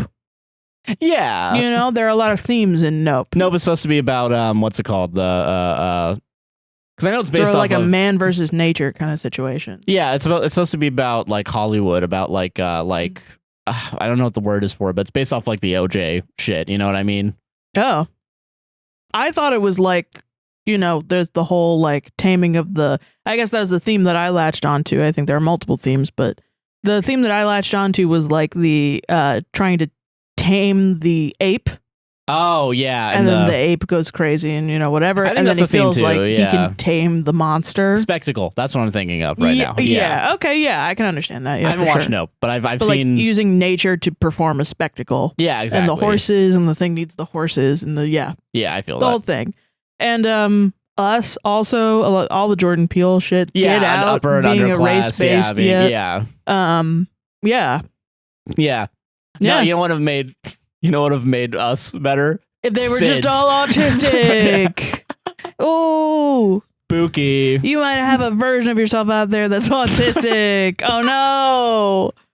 Boo. Oh, that's terrible. I don't know what's worse about that. Like saying that, like implying that anyone that's in under autism is an underclass or yeah, like that would be awful. Yeah, just there's so many different levels. That's what makes this shit so fucked up. Yeah. The idea. I'm not even like a big horror fan, but I'm just like a storytelling. Shit is fucked up. Yeah, it's like it's more from a fundamental story block building, you know. And the idea you can get away with it just because you're in the horror genre is so it's fucked up to people that like horror as well. I've praised Halloween Horror Nights before, not even praised, but I've talked about Halloween Horror Nights. But I know they do that too. They do it a lot. They've done it a lot in the early 2000s, especially and like early on. And I think they're trying to stay away from that now. Yeah, there's definitely a lot where it's like, oh, you're in an asylum. Yeah. Yeah. You know, and I'm like, whatever. And they're crazy. Yeah. Yeah. And I know they try sometimes to be like, oh, it's the people at the top making all the bad decisions, but you don't see that in the fucking house. No. You just think, oh, gotta run away from crazy person. Yeah, exactly. Quote unquote crazy person. Yeah. Yeah. So I don't know. It's complicated. It is complicated. And I'm glad I think horror as a genre shows that people can become incredibly nuanced and make fantastic films with not much. Yeah. But there's a lot that you can dip into. Frankenstein. Yeah. Is a very existentialist. You know what I mean? Like making a human person trying to figure out what your purpose is. Yeah. You know? Frankenstein's monster, trying to figure that guy out. Yeah. What's a human, you know? Yeah. And also like creation. Yeah. Like having a not good relationship with your creator. Yeah. Very important. For sure. Yeah. Damn. But what if Frankenstein was schizophrenic? I'm Jason Blum. This isn't funny. It's funny in that it's bad. I want to really emphasize. No, I know. We don't think it's funny to have a illness or something. No, I think it's fucked up. I think it's fucked up to put it in here. We think it's fucked up, and then we think it's so stupid. It's like we're laughing at the idiots that make the decisions. Blumhouse is what I'm laughing at. Really. Jesus. Some fucking dumbass Hollywood executive, you know. Yeah, just make it like Lost Boys. Lost Boys is one of my favorite movies of all fucking time because it's so ridiculous. It's so fucking crazy. Yeah, that it's like it was advertised as like a fucking scary movie, and it ends up being like a movie for kids. Yeah, or it was advertised as a movie for kids, but it's scary as fuck. It's a scary, shitty fucking scary as fuck. Or like the masks are just crazy and shit. Yeah, I get you. Because you don't really see like gore and shit, but there's so many fucking great moments. Like what's his face from 24 being like, look at the noodles, Michael. And then he looks at the noodles and they're worms, and he's like, ah, and he goes, look at them again. They're noodles again. And it's like, it's fucking stupid. This shit is so stupid. So dumb, yeah. Or that part where they're fighting and Michael's yelling at the guy from 24. It is like, and it's like, I forgot what he says, but he goes, ha! And it's so good. It's so good. It's fucking fantastic. Or the fact they were supposed to all be children, and it was supposed to be about innocence. And the original guy that wrote it was like, I'm not going to do this if you make them sexy teenagers. And they were like, well, okay, you're fucking fired. We own your story. Let's go. And the new guy was like, let's get it. Sexy teenagers. This makes no sense anymore. Let's get it done. Anything for a paycheck. And that was his first movie. Got him. They brought in a no-name director, and then that guy made St. Elmo's Fire. Oh, that's crazy. Yeah. Damn. I don't know how to go from here. I know, me neither. Ads. Welcome to the ad break. Hello. Hey, are you enjoying this podcast? I'm liking it. You better like, comment, subscribe, hit the gosh darn bell if you're watching it on YouTube, and don't forget to rate us 5 stars on Apple and Spotify podcasts. You know it. And if you want to help the podcast financially, there's a lot of ways to do it. I'm going to start off with straightrivercoffee.com. Heck yeah. We have partnered with them to make our own coffee blends. I got a medium roast caramel blend, good for your mornings. Mm-hmm. And also we have a chocolate cream dark roast for Sarah's Chaos blend. Yes. Check that out. They are $16 a bag, $28 for both of them together. Get a nice $4 off. Yep. And if you want to buy us coffee, you can go to buymecoffee.com/APWSTR. Indeed. And you can buy us coffees. $3 each. We'll say whatever you have to say on the podcast. Those it's not like racist, homophobic, transphobic, all that fun stuff. We won't read it. We will take your money. We will take your money, though. Money. Money. But okay, Tori, they then bought 10 coffees. Oh, it's Thank Tori. You. It's the Tori segment. Hi, I hope you both were doing well. Josh, we were both twinning with the sickness last week. Lol. Nice. I had the college cough, TM. Still kind of do, but the grind never stops. Anyway, sending good vibes again. Happy Halloween. I feel that. I had a cough going afterwards after for a feeling long better. time. Yeah, like even during the podcast last week and throughout the week I had a cough here Do you and still there. have it? I feel like I don't want to jinx it though. Okay. Yeah, but I think I have like a very minimal cough and it just happens when I haven't drank in a lot of water. So yeah. We tested you for COVID. You didn't have it. Yeah, so I don't know what the fuck this is, man. Yeah, I don't know either. Maybe I'm just my immune system's fucked. I mean, honestly, maybe. Yeah. Well, we'll see. Yeah. Stay tuned for Josh's funeral. Okay, so Oh, don't joke about that. That would be sad. I know, it would be sad, I know. Angie, her bought 3 coffees. Thank you. Sup, Angie? Hi, Sarah and Josh. Hope you're feeling better. I just started watching y'all for a couple months now, typically while I'm getting ready to go out, and right now I'm watching as I pack and procrastinate. Thanks, ADHD. Heck Same. yeah, dog. Yeah. Before we head to Athens, Georgia for the weekend for a concert. Nice. Anyway, I love y'all's podcast. Just wanted to hop on here and say that. Hell yeah. Thank you very much. Nice. Hell yeah. Athens. Athens. We went to Atlanta for a concert too. That's crazy. That's Yeah, that's like the college area, I think. Oh, okay. That's where my brother went to, Georgia Tech. I feel that. Yeah. Why do you have to go to like Georgia for concerts? You know, like sometimes they just won't come to Florida. Well, you know? Atlanta's a big city, so that's fair. Yeah. Damn. Helen bought 5 coffees. Oh my Thank gosh, you. it's Helen. Heyo, thanks for doing this dope ass podcast. It helps the tolling I do at work much more tolerable. Oh, toiling. Sorry. Toiling. Sarah, you are so beautiful and fucking hilarious. Thanks for being you. Oh my gosh, thank Josh you. is alright. Yep. Sorry, had to say it for the running gag. Josh, you are a gentleman and a scholar. Thank you. Gentleman and a scholar. From a big ol' pansexual loser fan. Hell yeah. Fuck yeah, dog. Thank you very much. We appreciate it. Thanks. All right, that's all our coffees this week. Go to buymecoffee.com/APWSTR if you want us to say something on the podcast. All the support's appreciated. Yeah, thank you. Gets us the meds. Gets us our meds. Yeah, and food and groceries and everything we need money. Yeah.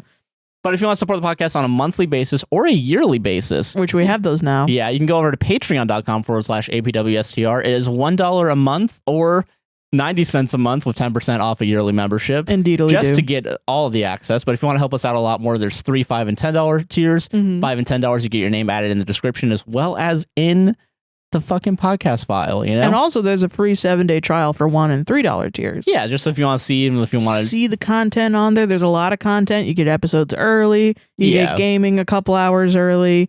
Gaming, APWSTR gaming episodes. Yeah, which that is also linked down in the description. You get The Spoke Zarathustra, and any new content that we make is going to be on there. We're also doing like a fan fiction segment right now. Yeah. We're reading Unhinged, a door love story or romance story, whatever it's called, by Vera Valentine. It's very interesting. It's actually good writing. It is very good writing, yeah. We're very invested. Oh, for sure. It's about a door who falls in love with the woman in the apartment that it's protecting, I guess.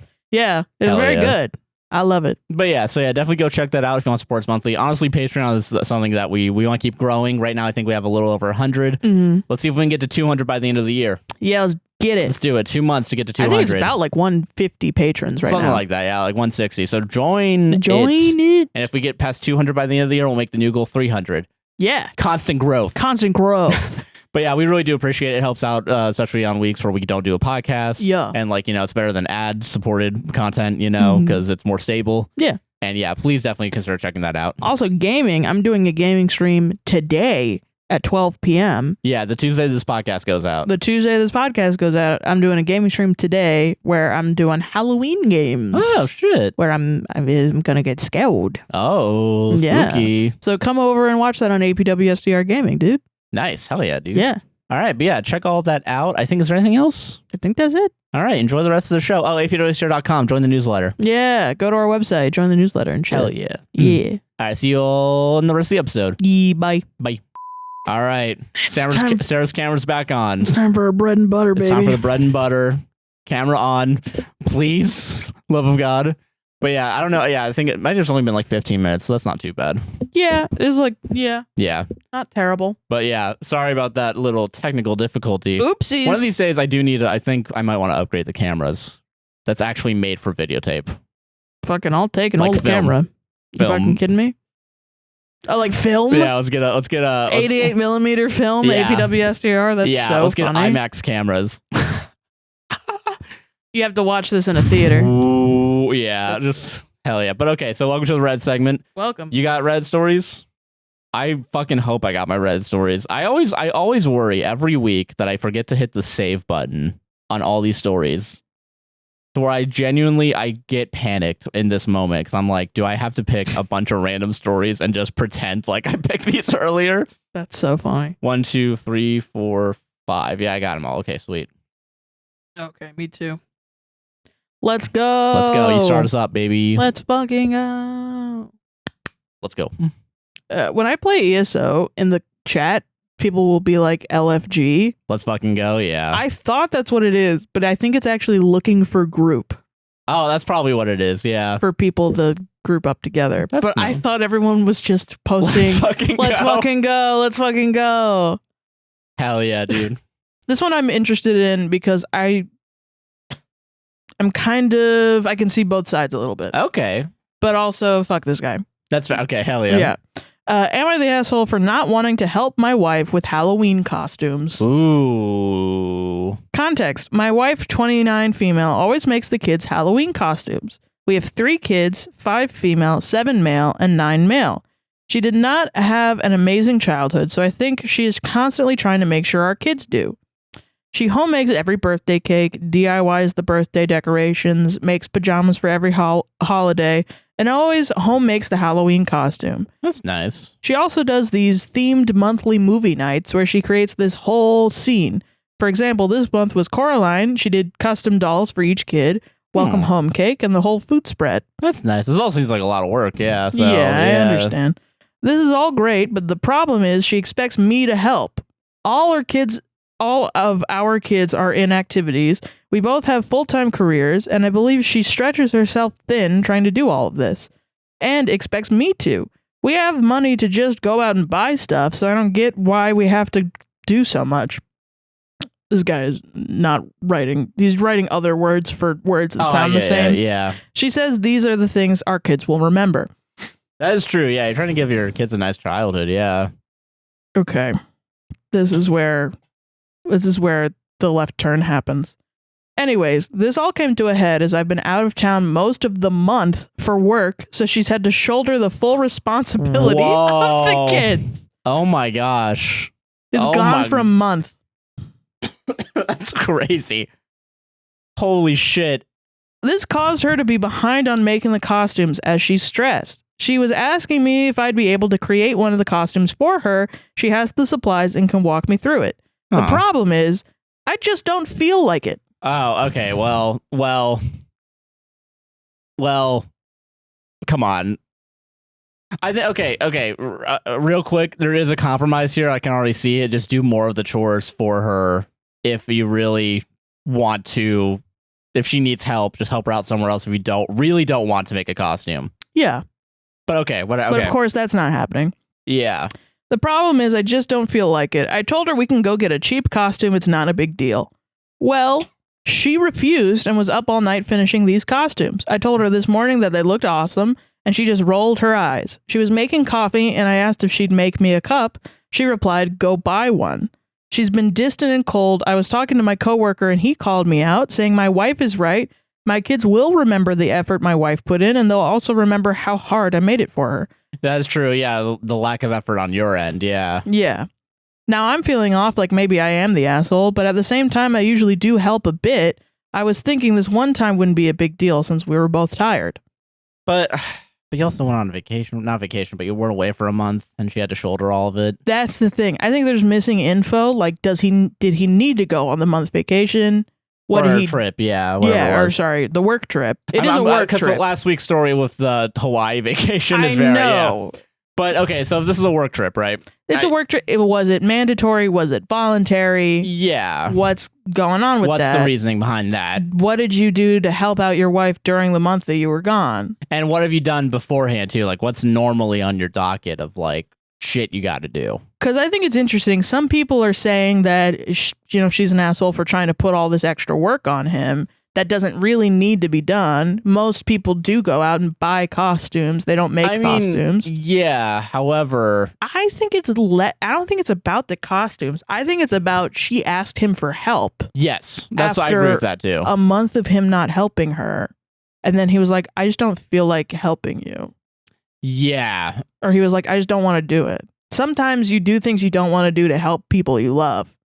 Yeah, exactly. And it's very much like... Yeah. Yeah, you're trying to just like it's what being a partner's supposed to be about, right? You're supposed to just fucking help out each other when you can. And exactly like you said, if he really did not want to do it, he could have asked like, what's another way I could help you? Yeah.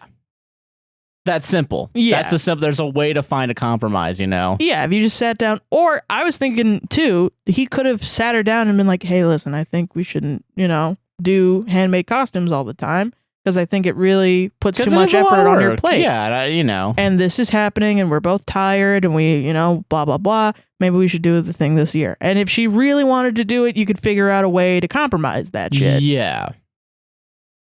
It shouldn't be this hard. Yeah. It should not. It should not have been this hard. Should not have, again, devolved to going to Reddit. Yeah. And being like, I don't know. What's up with my wife, dude? Freaking wife. Like, it's a fundamental misunderstanding of communication, I think. Yeah, I agree with that. Yeah. Damn, man. Fucking wild. Yep. Solved it, though. We did fucking solve it. That was solved. Solved. Ooh, liquid. There is something about Am I the Butt Face? I know. That really showcases the worst people. They're kind of worse. Yeah. Yeah. But are you ready for this one? Uh-huh. Am I the butt face for going to scab against a strike? Yes. I am a cardiac sonographer. For anyone who doesn't know what that is, it is someone who scans hearts. It's a good paying job, and I live in a financially stable life. I'm not rich by any means, but I make decent money. A hospital in Washington State has sonographer workers are going on strike this November. So the hospital will be offering anyone willing to work free hotel rooms, free plane tickets, free transportation from the hotel to the hospital, and best of all, will be paying $175 an hour for 2.5 weeks. And they probably didn't pay that. Yeah, they're not paying that to the fucking, yeah. Wow. I wonder where this money's coming from that they can do this. All of a sudden. So I'll be making $16,000 to $17,000 in under 3 weeks of work. When I heard about all that, I decided I will take 3 weeks from my current job and take the opportunity to work for the other hospital. A couple days ago, I was having dinner with a friend and I told them about what I was going to do, and they said it was a crappy thing to go against your fellow workers. Yes, it is. Yes, it is, yeah. It was fucking solidarity is the whole goddamn point of a strike. It is the whole point. Yeah. After thinking about it for a little more, sonographers are one of the most overworked and little respected professions in the medical center. So I feel bad going against people I know the struggle of. But I don't want to lose such an big opportunity. And it's a job that has to be done to help sick people. Okay, I understand that, but still. I'm still planning to take the job, so do you guys think I'm the butt face in this situation? Yeah, I think you're a butt face. So even when you dilute it, like asshole, you know what I mean? Yeah, already asshole. When you dilute it, I'm more inclined to call people a butt face, because what does it mean? You're a poopy, stinky poo-poo head? Yeah, I don't usually go to comments. Okay, let's go to comments. I have to do comments, and I'm sorry to cut you off super quick. You're totally fine. But I think okay, wow, this guy. There are comments here with like negative hundreds of upvotes. Oh my God. There was. This might be a fucking troll too. Never mind. I scrolled a little bit more and they're in Apex Legends. Which, listen, doctors can play Apex Legends. They don't. They don't though. Yeah. They have more important things going on with their life, like playing Apex Legends. Yeah. I'm gonna make $17K to spend on skins. I want to see. Okay, so yeah, exactly. Yeah.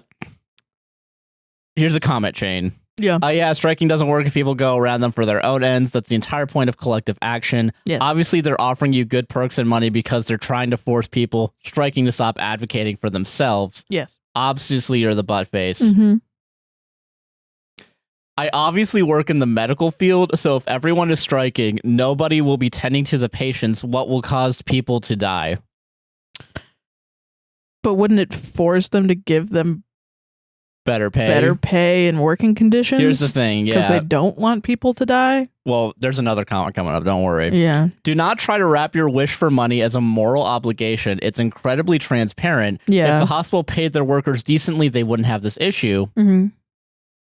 I'm not saying I'm doing it to be a good person, but being 16K richer while having to do a necessary job seems pretty nice to me. And that's why you're a scab and a butt face. You do seem fine with that, so I don't know why you're posting here. Yeah. You'd only asked if you're a butt face. Like, yes. Yeah, you're not a criminal. Not a criminal. You're not Hitler. Yeah. You're just a butt face. You're a fucking butt face. Yeah, you're a fucking jerk, and people are gonna think of you less. That's the price of the 16, 17K. Yeah. 16, 17K that could have been spent on the people striking. Exactly. Because, they had 16 to 17K available. Stashed away. They could have done this to them, but they don't want to. That's the thing about, like, and I think, this guy's just really trying to dig himself into a hole of, like, you know. Like, if you don't care about the judgment, why did you post? Yeah. Why'd you fucking post? Like, that's the thing. You take 17K and people don't like you, and you're okay with that, because whatever, you're not in a... You don't care about your reputation and your job, and it doesn't matter. Yeah. I mean, okay, but I'm going to think you're a scab and a butt face. Yeah, and that's like the thing about, like, I mean, like, especially with, like, SAG-AFTRA, right? Or, like, the Writers Guild. It's like, if you scab, you're never going to work on a union production or join the union. I'm sure people will take note, yeah. Exactly. People take note of that shit, right? Yeah. And that's why, and, like, that's the thing about, like, and the more he comments, the more he's just saying he wants the money. Then do it! Yeah. And scab. But you're a scab. You're a scab and you're a butt face. Yeah, no one likes you. It's like, I want those goods and services. Here is my money. Yeah. But I don't want to pay money. Well, that's how you get goods and services. Yeah. It's a transactional. You're doing a transactional thing. There's just a lot of baggage that comes with this transaction. People are allowed to judge you. Exactly, yeah. 60 based on your actions. Exactly, yeah. Of course they are. For fucking sure. Yeah. Yeah, if you don't have morals, you can take money from anywhere. Yeah. That's, it's very easily in a capitalist society if you decide, you know what? Children should work for me and I should pay them $5 an hour. Yeah, I think that's bullshit. A bunch of phones. Yeah. Who would have thought you could make hundreds of billions of dollars? Yeah, who would have thought? But also you have the ability of the possibility happens where someone can find that out and say, hey, this guy is using child labor to make phones. And then people go, well, I'm not going to buy his phones anymore. Yeah, exactly. Yeah. That makes fucking sense. Exactly. Some people do have standards. Yeah. Sadly. Should I say this? I mean, how much do you want to put this in the grave? Because I mean, like, fucking. We've recently gone through a situation like this where someone has prompted us. If you said the amount of money, it would void the contract. Because we can't talk about how much money we were offered. That's true. I'm not going to say the amount of money. Okay. We're trying to get out of this. We're trying to get out of this contract.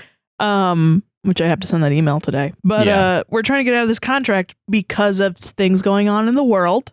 Yeah, things that we don't agree with. We no longer want to support a company that is supporting something against our morals. Yeah. Yes. And we had to make a decision of, do I want this amount of money and to be looked at and have, sold the rights to my face and everything to support this company that is now implicated in this other situation? Yeah. Or do I say, fuck that? Keep our soul, keep our face to ourselves. And just politely be like, hey, I know we signed this, but we're not doing this anymore. We can't do this anymore. Because of our own morals, and then make our own fucking money. Yeah.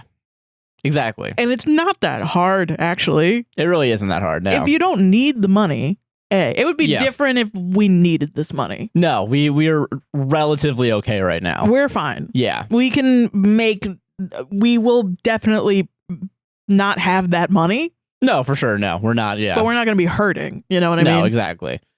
But this guy, I honestly, even for situations how severe that was, and I'm being very vague about it because we're still in the contract.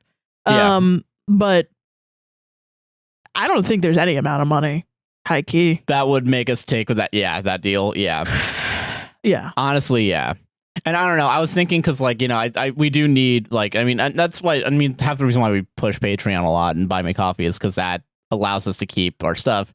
And also, like, I feel like me now, like, if we do want sponsorships, I'm just going to do a lot more fucking research. Yeah. And also, the stuff that's going on right now is very much like, like... I don't want to be someone that ties myself to a company like BetterHelp. Yeah. I'm not tying myself to BetterHelp. Even like HelloFresh, like they're pretty shitty to their fucking workers. I'm not doing that. And we care very deeply about those things because we're just people who care about those things, and we're not predisposed then to have sponsorships. Yeah. And that's how we run our business. It might not be a good business decision to be CEOs and millionaires someday. Yeah, but at least I don't want to unalive myself. Yeah, exactly. One sponsor that I don't want to take just because they have really bad quality shit. Not even bad quality, but their headphone brand, Beats by Dre, I think. Beats by Dre? No, it's the one that all the fucking It's Raycon?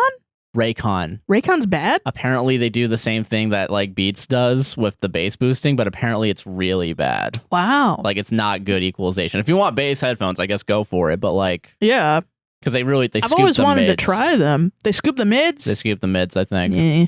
From my understanding, I saw one video about it, so maybe I'm wrong. But maybe if they make a better product. Hey, if it's just a Raycons product problem, then make a better product. Yeah, Raycons, make a better product, then contact us. But that's the thing, nobody cares about us. Raycon, send us free stuff, and maybe I'll sell my soul out. I'll accept free stuff. That means that you're giving up your assets. You know what I mean? Yeah, exactly. Yeah. Oh God, sponsorships. Yeah, but no, don't scab. Don't scab. Don't fucking scab. Don't do that. Do your best to try and not scab. You know? Yes. Yeah. Absolutely. Solved it. Yeah. Stand in fucking solidarity with your unions and join a union. If there's not a union at your workplace, try and make one. And boycotts as well. And boycotts, yeah. Follow them, baby. Am I the asshole for not letting my daughter go to a Halloween party? Where's the Halloween party? In jail? No. My husband, 34 male, and I, 34 female, have 6 kids. That's too many. That's a lot of kids. Congratulations. Our 2 oldest are our 15-year-old daughter, Autumn, and our 13-year-old son, Thatcher. Thatcher and Autumn are both at the age where they don't go trick-or-treating for Halloween anymore. Both of them have different parties they want to go to. Okay. Thatcher and his girlfriend want to go as Travis Kelce and Taylor Swift. My son plays baseball and watches all sports, including the NFL. His girlfriend is into Taylor Swift. Nah, that works. Yeah. That's a good pairing. Boom. Autumn and her boyfriend want to go as Marie and Pierre Curie. I don't know if I've listened. Marie Curie, right? That's how you say it? I don't know. I've never heard that name before until this moment. You never heard of Marie Curie? Who is that? She's like invented like penicillin. Oh fuck! She was a chemist. Oh yeah, she invented Wi-Fi. Yeah, just say some random shit. Yeah, just Physicist Okay, and chemist. Yeah, she's a chemist. Okay, I got it. You got it. Yeah. Who conducted pioneering research on radioactivity. Oh, okay, that's cool. The issue has been Autumn and her boyfriend saying mean things to Thatcher and his girlfriend about their costume. The biggest issue is that they said that his girlfriend shouldn't be Taylor Swift because his girlfriend is black. Ooh. Why does Halloween do it? Why does Halloween bring the racist out of people? I don't know. I've no fucking clue. Why? What's up with this holiday? You know? If go as fucking who cares? Let her be whatever she wants. Let her be who she wants to be. Yeah. Jesus. Fuck, who cares? We are white. Also, you're a shitty fucking father if your daughter's acting like this. What are you doing? We're going to get into that. We are white, no way, and live in a very white area. She's one of the few black kids in the district. Thatcher got into a massive argument with Autumn over this. We weren't home when this happened, but when Thatcher told us what happened, we spoke to both of them. Yeah, we need to... Both sides, guys. guys. Hold on. Thatcher was justifiably really angry. He said that it didn't matter because anyone can be Taylor Swift for Halloween. Yeah. Yes. Thatcher tries to learn about his girlfriend's struggles and culture. We talked to Autumn about this and she at first dismissed it. We pushed her and she wouldn't apologize until we had to threaten to take away her electronics. That's not good parenting. You just take it away anyway. If your daughter's being racist, you should be like, you're not going to a party, you're not having electronics, you're being racist. We're shutting this down right now. We're shutting this down right now. But clearly you're now implicating yourself in the racism. Yeah, it's very interesting because the multiple different ways she tries to parent her kid is like, well, don't do that. Listen, I'm not a parent, but like I feel like for some things you got to really bring the hammer down. For racism, for sure. Yes, yeah. You got to be like, you're not allowed to do that. Yeah. Yeah. Quit that shit. Yeah, quit that. A few days later, she made a comment about how dumb the costume was and how they're only going as it because they're famous and how my son was just following trends. Newsflash, asshole. That's all costumes. That's most costumes. Most costumes are based off famous media and people. There's nothing worse than going as a weird costume, right? And then people are like, what the fuck are you? Yeah, exactly. That's it. It's like, yeah, of course I want to be something but recognizable. If you wear a blonde wig and your partner wears a football jersey, I think 9 out of 10 people wear a wig. Yeah, or like, just dress up. Just have a country dress, I guess, or like based off one of like Taylor Swift's one of her albums. outfits. Yeah, and then dress and the other up. person's in the NFL uniform. It's like, Taylor Swift and guy. Yeah, that makes sense. That's yeah, it's fine. Jesus Christ. The last straw. Okay, Autumn was talked to again, and she apologized. Oh, everything's fine. Everything's good. Apology accepted. Shouldn't trouble you that your daughter's being racist. This. Yeah. The last straw was yesterday. I had gotten a call from Autumn's science teacher that her and her boyfriend were complaining about Thatcher's costume and had made other kids uncomfortable. I apologized, and she said that Autumn and her boyfriend had said racist things before. Whoa. And I asked why she didn't tell me. She told me that she had emailed me. After talking for a bit, we realized the email in the school system was wrong, and I gave her my correct email, and she said she'd help me get it changed in the system. I talked to Autumn, and she said that her and her boyfriend just tell the truth in class. She also admitted she wasn't sorry for what she said to Thatcher. I told her she wasn't allowed to go to the Halloween party, and she told me I was overreacting. I asked some of my friends for advice, and they said I was being too hard on her. What? That's crazy. Who would have thought a mostly white community is filled with these, No, racism's fine. No, racism's cool, yeah. That's she's telling the truth in class. Yeah, she watches Alex Jones. Yeah, like, that's thing. That's the thing. Which, listen, I know it's not 100% possible to completely control what your kids watch. However, if you find out they're watching some crazy shit, you gotta bring the hammer down. I'm so interested into where she's hearing this. Yeah, that's the thing. Because you could hear it at school, you could hear it. Yeah, she could watch Tucker Carlson, whatever. Yeah. Where exactly is this? Radicalized. Yeah. Is it? Because you do seem mildly upset at the racism. Yeah, you should be more upset. You should be more upset. But also now the community seems like there's some pretty racist like undertones, you know. Yeah, like, you're being a little too harsh. From other kids, is she getting it from her boyfriend? But even other kids are being uncomfortable. That's what I'm saying. If they're that racist that they're making other kids uncomfortable, where is it coming from? Where's it coming from? Yeah. Is it from like does your husband say something? Yeah. What do you say? How did this happen? You know? Very complicated. Wow, yeah. Jesus. Yeah, it's very, It's not complicated in the sense that, like, you need to bring the hammer down. It's complicated as, like, where exactly is it coming from? You need to investigate. You need to do some, you gotta be a detective. Come on. I asked some of my friends for advice. They said I was being too hard on her. My son, however, is really upset and says that knowing she's getting grounded for her behavior makes him more comfortable bringing his girlfriend over. He says he wouldn't want to live with us if we didn't punish her racism. Am I the asshole? So you somehow raised a good son. The son's doing good. Son's, met at maybe because he has a black girlfriend who's been learning more. Yeah, and that's the thing too, is like, because a lot of anti-racism is, exposure, to other ideas and other people that don't have your worldview, right? Yeah. So like that's pretty good. Like, your son lucked out, apparently. Yeah, like I will say, my mom, when I was a kid, she, tried to be not racist, but would say racist things because she grew up in the South and everything. And as she got older, she kind of did the thing that boomers do, where they're like, "I'm not dealing with this anymore." Yeah, like I've learned enough. I've been racist this whole time, and I'm tired of trying. Yeah. And then she just, she said shit like the Black Panther movie was too African. Shit like that, where it's just like, "Mom, can you not be fucking racist?" She's like, "Why is it racist? I just don't like it that it's too African." And it's like, oh my God, I don't know how stop to explain saying this that. to you. Stop it. Please stop. And my dad, he was born in the 40s. He didn't always say the best thing, but he tried very hard until the end of his life. I don't know. It's that thing where it's like, at what point does every person stop? Like, because like apparently it just seems so, it's sad because it seems so commonplace of like old people being like, I'm done. Which is a very wide statement. I know that there's, old people that give a shit, you know. Absolutely. It's hard sometimes living in fucking Florida. Yeah. Like your grandmother is a wonderful she's example. Great, yeah. Which is crazy. So fucking into politics. Living in the fucking villages where they had those Trump rallies and those just openly saying white power. Like, it's very... She's very aware. She's very aware of what's going on. And she cares very much about it. Yeah. But yeah, I as a kid growing up in that situation, like, I've said racist things before on this podcast. Yeah. And I hate that I've said those things. I regret them every day. But I had to go out and learn and make friends with black people and people of different races to learn about them because I wasn't learning it at home. Yeah, that's the thing. The shit that I was getting at home was not.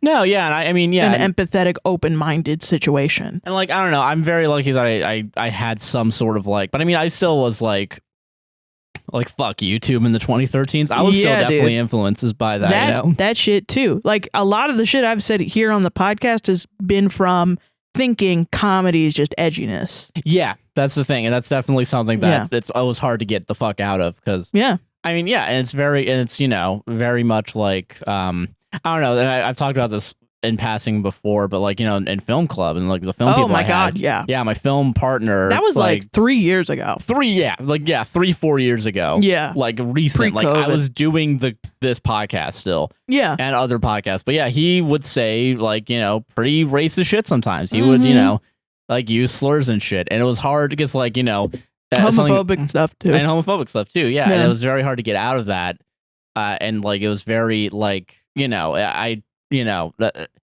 was uncomfortable with it, but it definitely led because it got normalized to me. It led to like me thinking it's okay. It's okay. Yeah. Because he would just fucking do it, and I didn't know how to like stop it. It was very uncomfortable. And that's the crazy thing is saying this. It sounds like I'm trying to be accurate as possible. It sounds like we're making excuses, but no, there should not be any excuses for this. No, that's the situation. Is thinking that this shit is okay. You still make the action to be racist. Yeah, like I understand that the things that I've said that have hurt people. I understand that I made that decision to say those things, and that is my responsibility to apologize for, you know? Yeah. And the same thing. It's even though you think it's okay, even if it's not, it doesn't really matter what your intention is. What matters is how it makes other people feel. The fact that I had to go and talk to black people and other people of different races to be like, I don't know anything, was a burden on them to teach me. Yeah. And then they had to deal with that and the stupid shit that I said. And I feel terrible for that. I get that. Yeah. And only by their awesome like grace was I able to learn and not be as terrible. No, yeah, I totally feel that. Yeah. So the fact that you're just like, now you don't get a Nintendo. It's so crazy. No more Switch for you. Like, come on. High five myself. I did a good not job going today. to the Halloween party is the minimum. Bare minimum. Bare minimum. A bar on floor. Bare minimum. And it baffles my mind that another, like, your other friends are like, no, it's okay. That's so insane. Yeah, you know they got fucking hoods hidden in their house. You know what I mean? Like, Jesus. Well, or not. They just Not even don't they- think yeah. it's a big deal, I They don't- guess. yeah, and that's, you know, it's yeah. I shouldn't try to make a caricature, I guess, of like anyone because that's that racist. shit is real. No, yeah, it's very the subtle That's racism is still racism. Yeah, exactly, and, And it still, hurts as, as much. Yeah, Jesus, man, that's wild. Yeah. Can't believe your son's doing better than you. I know. I mean, that's good. Young people, please don't be racist. I don't know. I think it's, fuck. I don't know. Yeah, fuck, yeah. I don't know. Just solve it. Just Solve solve it, it. though. Move on. All right, that's how we get out. Yeah. Camera's still recording. Okay. Camera's Everything's still fine. recording. Damn, picking all the like serious ones. I Picking know. all I the don't know what I was thinking serious when I picked one. them. I'm picking all the serious ones. Oh, you picking all those serious Oh my god, you're ones? so serious. I literally Joker. hitting the Gwitty right now. Literally, he's hitting the Gwitty right now. All right, get ready to get mad. Get ready. Get set to get wet, Sarah. Get set to get wet. Am I the asshole for asking my girlfriend to leave a funeral wake because she cried? I saw this one, yeah. Funerals, famously no crying no allowed. crying allowed at the Yeah. funeral. Throw a account because I don't want it to link to my main. I am overwhelmed these past few days. Not sure what I did was wrong or right. I will provide context for a fair judgment. AI. Fake It's story. all I hope it is. My 28 male girlfriend, 30 female, likes to cry. Generally, I am okay with... I'm sorry. I'm sure she doesn't like to cry. Yeah, that's a weird sentence already off the bat. Maybe. Yeah, crying's awesome. I'm sure there's someone out there that enjoys a good cry. Yeah. I do for sometimes, but not like I cry on purpose, Yeah. Okay. My 28 male girlfriend, 30 female, likes to cry. Generally, I am okay with crying as long as it's not done in public. Whenever she cried, I will ask her to go to a more secluded place with me because a grown man with a crying woman is not a pretty sight. I will admit that I seldom cry because for me, crying doesn't solve anything. Oh, good job, guy. What a strong You're man. more elevated than all of us. Yeah. Jesus. Surprise. I know crying is therapeutic, so I never once stopped her from crying. I just, disavow it. My girlfriend bare fucking minimum. Yeah. My girlfriend cried when she got emotional, like at her sister's graduation, Yeah. or when her bro lost 30,000 in the stock market. Yeah. I never stopped her from crying, but back in my mind, I was thinking, is crying really necessary at your graduation? Like, yeah, crying is if you see your family do something good or something bad. Like, dude, what's up? Yeah. What do you got going on? She cried at the end of Toy Story 3. Like a what human human being. being. And I told her to leave the theater and go to the bathroom. Yeah, that, like, come on. We're not even halfway done. Jesus. I lost my brother, 33 male, 4 days ago due to cancer. He left behind my sister-in-law, 31 female, stay-at-home mom, and 3 kids, 7 male, 5 female, 3 female. And my country funeral wake is held over 3 days. My youngest niece was crying for her dad, and my sister-in-law managed to calm her down. She asked us not to cry at the funeral, or at least do it outside because it might trigger my niece to cry. I think she was trying to put a strong front, taking care of 3 kids and handling the funeral. I mean, that sounds tough. It does sound tough, but also I feel like you're now inhibiting your own kids to showcase emotion. Yeah, it's like a family thing then. Yeah. Y'all don't like crying. Yeah. Weird. I told my girlfriend's sister-in-law's request. When we got to the wake, my girlfriend started crying within 10 minutes. Then my niece started to cry as well. I dragged my girlfriend outside. I didn't raise my voice, but she could tell I was very angry. Me. Why are you crying? I told you not to cry. Girlfriend. I can't help it. This scene makes me emotional. Me. You didn't lose a family member. It's not a crying marathon. Just leave. She left and hasn't called me since 3 days ago. Should I apologize? Am I the asshole? Sorry, dude. You got to marry a stone. You gotta marry. Sorry, dude. You That's gotta it. marry. Listen. Listen. If you're not okay with crying, you can't marry a human being. Sorry. Yeah. You're rock sexual now. As in, you can only date Dwayne The Rock Johnson. No, because he's a human being and probably cries. He probably does cry, yeah. At some point. You have to marry a boulder. You gotta marry a boulder. That's your new girlfriend. Boulder. You know what you gotta do with that boulder? You gotta roll it up a hill every day, Shut too. The fuck up. Sorry, don't do this to me. You don't want me to put it in a Sisyphus Don't do this to me. What the fuck, man? You know who I am. I know. That's so messed up you do that to me. Man who sees a stone out in public, Sisyphus. Oh, it's all fucking Sisyphus. Everything's Sisyphus. Rock equals Sisyphus. Why are the curtains blue? Wow, damn. Okay, back on topic. Sorry. I'm making fun of the person making fun of why are the curtains blue? Okay, gotcha. I don't know what a metaphor is. But yeah, no. That makes me rad as hell, but I don't know things. God. Sorry. No, you're good. What the fuck would you trigger me like that? I'm sorry. It's so fucked up of you. No, it's okay. It's okay. All right, but isn't it, what a weird family to just be consistently, I mean, it's probably not weird. It's probably a pretty common thing, sadly, of like emotional, like. You're not allowed to have emotions. Yeah. Because it's disruptive or something. Yeah, and it hurts me when you have emotions. That's really hurting the kid. The kid should be able to cry for sure. Yeah, for sure. About their dad dying? Yes. Yeah, if someone came up to me and was like, hey, listen, I know your dad's dead and we're at the memorial, but like, you gotta step out here if you're crying. Yeah.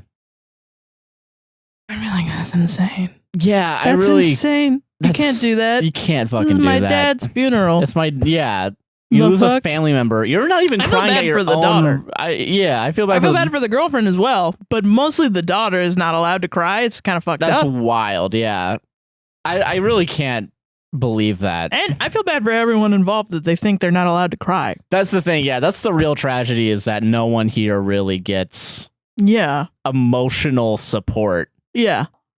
Even the person, because it's like it feels very systemic, and it feels like very much like whatever's going on in this family is hurting everyone, you know? And listen, for sure, you can have things in your family that hurt everyone that you guys just think are traditional whatevers.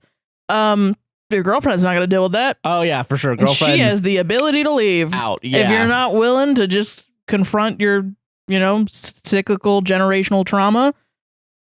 Yeah. Yeah, exactly. And if no one's going to make any effort. That's what I don't get, man. It's, okay, generational trauma is very difficult to get over. Oh, for sure. For sure. And I'm sympathetic to that. Yeah, I don't want to be like, get over it, guys. Move on. No, obviously it's a hard thing. No, I understand it's hard. But, and there's a big but, when you are dating someone, do you not think, I don't want to hurt them ever? Like, when you're a man dating a woman and you see that she's crying, how the fuck could you ever feel like, this bitch is crying again? And not like, oh, what's wrong? Yeah, what's going on? Yeah. Because you don't ever want them to hurt? Which also, like, the examples given of, like, when the girlfriend is crying, reasonable. Absolutely reasonable. At the minimum, reasonable. At the most, like, for sure justified. Yeah, 100%. Dude, if I lost $30,000 in the stock market, I'd cry. I would. I'd cry at the least. At the least, At the least, I would cry. At the most, holes in the wall. Just like fucking. No, but yeah. I don't know. Yeah, like, I don't know. this stunting of like emotion is really depressing to me. Especially like life is so long. Yeah, you're gonna do that your whole life. Every year something bad's gonna happen that's gonna make you cry. You're gonna never watch a piece of media that's gonna make you cry. Like, come on. Yeah. Like, yeah, dude. Have you never been so moved by something that you cry? Yeah. And if you haven't, what sad, pathetic life you're living. I know you don't. You're not feeling it. You're not feeling it. Unless you don't have the ability to cry. Some people don't. Big difference. Big difference. We're on the assumption right now. I know. I feel like I have to justify everything I say. No, I get it. But I feel like, everyone has a different crying tolerance, I feel like, Yeah, for sure. And people that obviously don't cry, good for them. They don't cry. I used to cry a lot as a kid, and I don't really do it as much. Yeah. However, if you're going to put that shit on other people, of like, you can't fucking cry, man. I'm sorry. Yeah, it's really weird. That's sad. That's no. Yeah. Get out of here. Get out of there. Of course she's not going to text you back. The fuck? Yeah, exactly. I found a new sub called Am I the Ex? Oh, yeah, nice. Obviously 3 days of no texting, you're done. You're the ex, yeah. Yeah, it's gone. I'm sorry. God damn. But yeah, solved it. Let people cry. Let people cry. Let her cry. What's that? That's a Hootie and the Blowfish song, dude. I don't Get fucking on my listen to fucking Hootie level. and the Blowfish. Get on my fucking You're trying to be cooler than me because you know a Hootie and the Blowfish song? Fuck yes, I'm gonna be what better. What is this fucking... Are you Monica and Friends? No, wow. You're not. Damn. We're better than this. That's a disagreement. That's an agreement. Am I the asshole for forcing my best friend to leave a Halloween weekend party when her ex showed up in a couple's costume with the girl he denied cheating with? This seems messy. All right, let's go. Good morning. I'm coming off a crazy Halloween weekend and not in a good way, and I think I may have lost my best friend. I'm sorry. Damn. I'm sorry, yeah. My best friend has long suspected her boyfriend of almost 8 years of cheating on her. We are 22, and nearly everyone in our friend group kind of thought she was being a little bit crazy because her boyfriend seemed like a great guy. Doesn't mean shit. That doesn't mean anything, yeah. So we always just tried to talk her down, tell her to trust him. He's in a busy program at work and things will get better. She was heartbroken when he told her he had fill-in duty. He's a new cop. Break up with him because he's a cop. Yeah, break up, yeah. On Saturday night and couldn't do the couple costume she planned for them. I got invited to a party hosted by a coworker last minute on Saturday and told my friend it would be good for her to go and just get out instead of doom scrolling. We went and it was a huge party and we did not really know anyone there, but we had a blast dressed up like last minute slutty vampires. At about 1 a.m., her boyfriend just sort of appeared in the crowd. When I saw the red football jersey, my heart sank because it was about a minute later, a girl dressed up as Taylor Swift came up and held his hand. Popular costume, but damn, holy shit. Really outing people. Yeah, just straight up, wow. My friend saw it and she immediately ran for a bathroom sobbing. In the bathroom, she went from pleading with God that this wasn't real to out and out rage and back again. I told her we needed to leave. She said no, she had to confront him. I asked her if she confronted him, was she going to do something that would end her up in jail? She said maybe, and she was serious. I said to her we had to leave. She said no. I told her to wait and went to find my coworker to help me make her leave. We ended up dragging her out, and she made such a scene that her boyfriend finally noticed she was at the party, and he took off like a scared rabbit. Fuck that guy. Yeah, fuck that guy, yeah. We got to my house and she started pounding shots, so I grabbed her keys and tried to get her to go to bed, and she kept screaming how everyone fucks me over, including you. Finally, she fell asleep but woke up hungover and angry that I didn't let her find out what was going on. She said I said we knew what was going on. He's cheating. Yeah. Yes, yeah. She called me a horrible friend for not believing her for the past few weeks. I said I was so sorry. I said I'm a major asshole for making her leave. She said I'm a major asshole for making her leave because she could have caught him in the act and made a clean break. I said she was scaring me with how she was talking in the bathroom. She said she's an adult and can make her own choices. She said it's going to be a long time before she can forgive me and left, and I think she's blocked me on everything.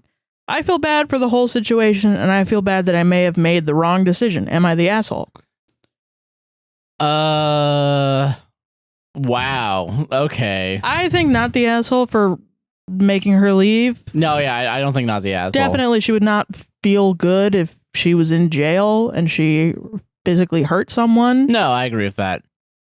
However, you weren't supportive. Not believing her is kind of fucked up. It's a little weird that, like, yeah, just you're because just he's like, a good guy. that's pretty crazy of like a justification. And that might be reason enough for her to want to not be your friend anymore. Oh, for sure, yeah. Because if you had the suspicion this whole time, and you have a bunch of people being like, nah, yeah, it's fucked up. that's a little fucked up. And then yeah. he shows up with the girl that he's been cheating on her and with. it's there, and then And you have physical proof. yeah, it's like I think that's reason enough to not be friends with someone anymore if they for long periods of time are just like, nah. No, you don't know what you're talking about. Yeah. You don't know your feelings. Come on. Like, I get that you don't know what's going on. For sure, but like to be so dismissive, like immediately. Yeah, like, yeah. I don't know. It's very, it's wow. That's okay. Fuck that guy a lot though. Like doing the fucking. Fuck that dude. What is it like? The Travis Kelce Taylor Swift thing. Yeah. After he wouldn't go with her couple's costume. Yeah. Yeah, that's so fucked. Absolutely fucked. That must suck ass. That sucks a lot. Yeah. Fuck, man. If anything, like, I don't know. Definitely don't do anything that's violent, but you got to out him in public. Like, fucking. I mean, yeah. What, is that what you would do? Yeah, I'd be like. You'd like scream at someone in public? I probably wouldn't. You'd no. be like, I gotta get out. I would definitely be like, I gotta get the fuck out of here. Yeah, I would be like, I gotta get out of here too. And then just like do a clean breakup. Yeah. And just be like, hey, we're done. And then I would come onto this podcast and and be like, fuck that guy. Fuck that guy, yeah. He's so mean. Exactly. I would. You would. No, I want to do that. Oh my God. Cut that, Josh. That's a crime, what I just said. That's a crime. Yeah. So many things I say on this show. Do like a bleep and then put text over it that says like, Josh said he would commit a crime. Josh said he would commit a crime. Yeah. Crime. Okay, there you go. But no, I don't know what I would do in that situation, I guess. Yeah. I don't know either. That's man. a wild situation. What a dick. What a dick. Yeah. Fucking crazy. Jesus. That's planning. Yeah. That's a lot of effort. That's so fucked up. A lot of effort. What a piece of shit. Yeah, how can you live with yourself? God, ridiculous. Man, solved it. Solved, dude. Am I the asshole for stealing from my 17-year-old stepdaughter? Stealing. Stealing is in quotes, yes. Okay.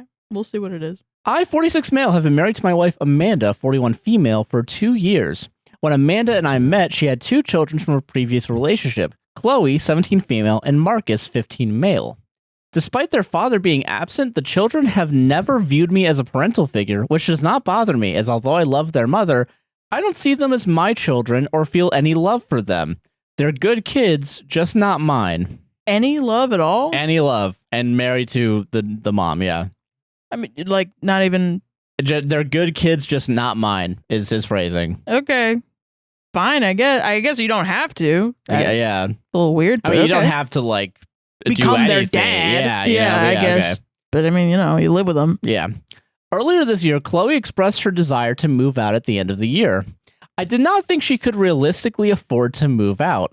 Her mother and I both work long hours, so Chloe leaving would mean I would most likely have to hire help or cut down my working hours, as she does a lot to help out our home, so her leaving would not be ideal.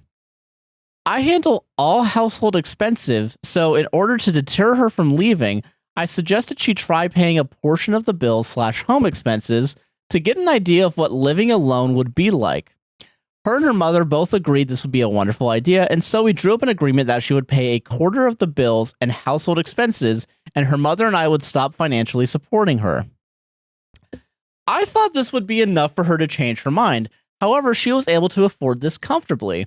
I decided to lie to her and tell her that due to inflation, our bills and expenses had risen greatly, and she would owe me an extra $150 a month. And you're wondering if you're an asshole? I wonder if I'm an asshole. Guys, am I an asshole here? Hold on. Yeah. My hope was that she would, even if she could still afford to pay me, she would not be able to simultaneously save enough money to move out. Recently, her brother Marcus was doing a school project that required him to analyze our family's electricity, gas, water usage. Hell yeah. Yeah. Hell yeah. Yeah. I foolishly allowed him access to my study to look over our past bills. You dumbass. At You some fucking stage- dumbass. At some stage, he asked his sister to assist him in his work. Uh-huh. When she was looking over the bills, it came to her attention that I had been overcharging her for some time. That's God right there. Yeah, that's some karma God right did there. that. Some fucking economics teacher in high school was like, I have an idea.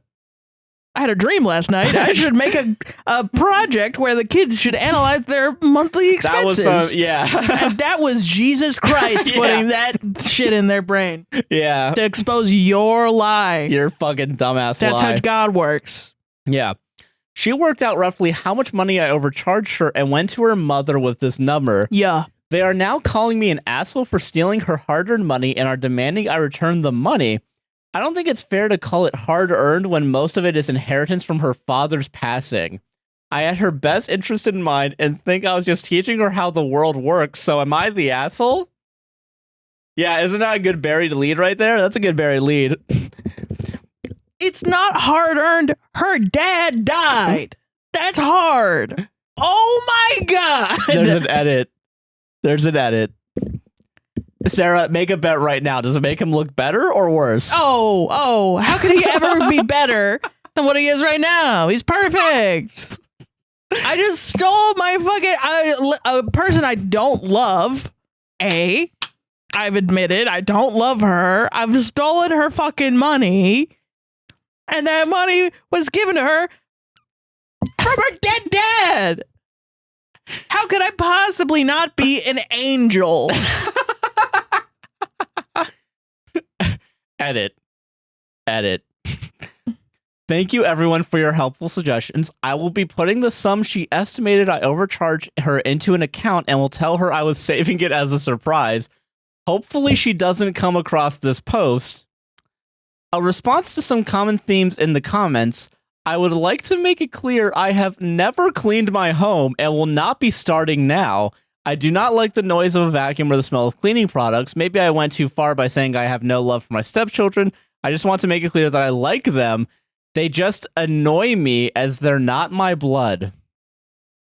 Am I the asshole? I'm an evil stepfather. Apparently, he's also claiming that he underaged the kids to make it less notifiable, but I'm not sure about that. So she's like, what, like if it would be 18, like 18, 19? Yeah. perfectly feasible. I'm so pissed at this man. I'm really upset at this guy. Not hard earned. You've never cleaned your own house Never cleaned it once. And you're And talking. if she moves out, I'm not starting. I'm not going to do it. You're talking about hard earned money?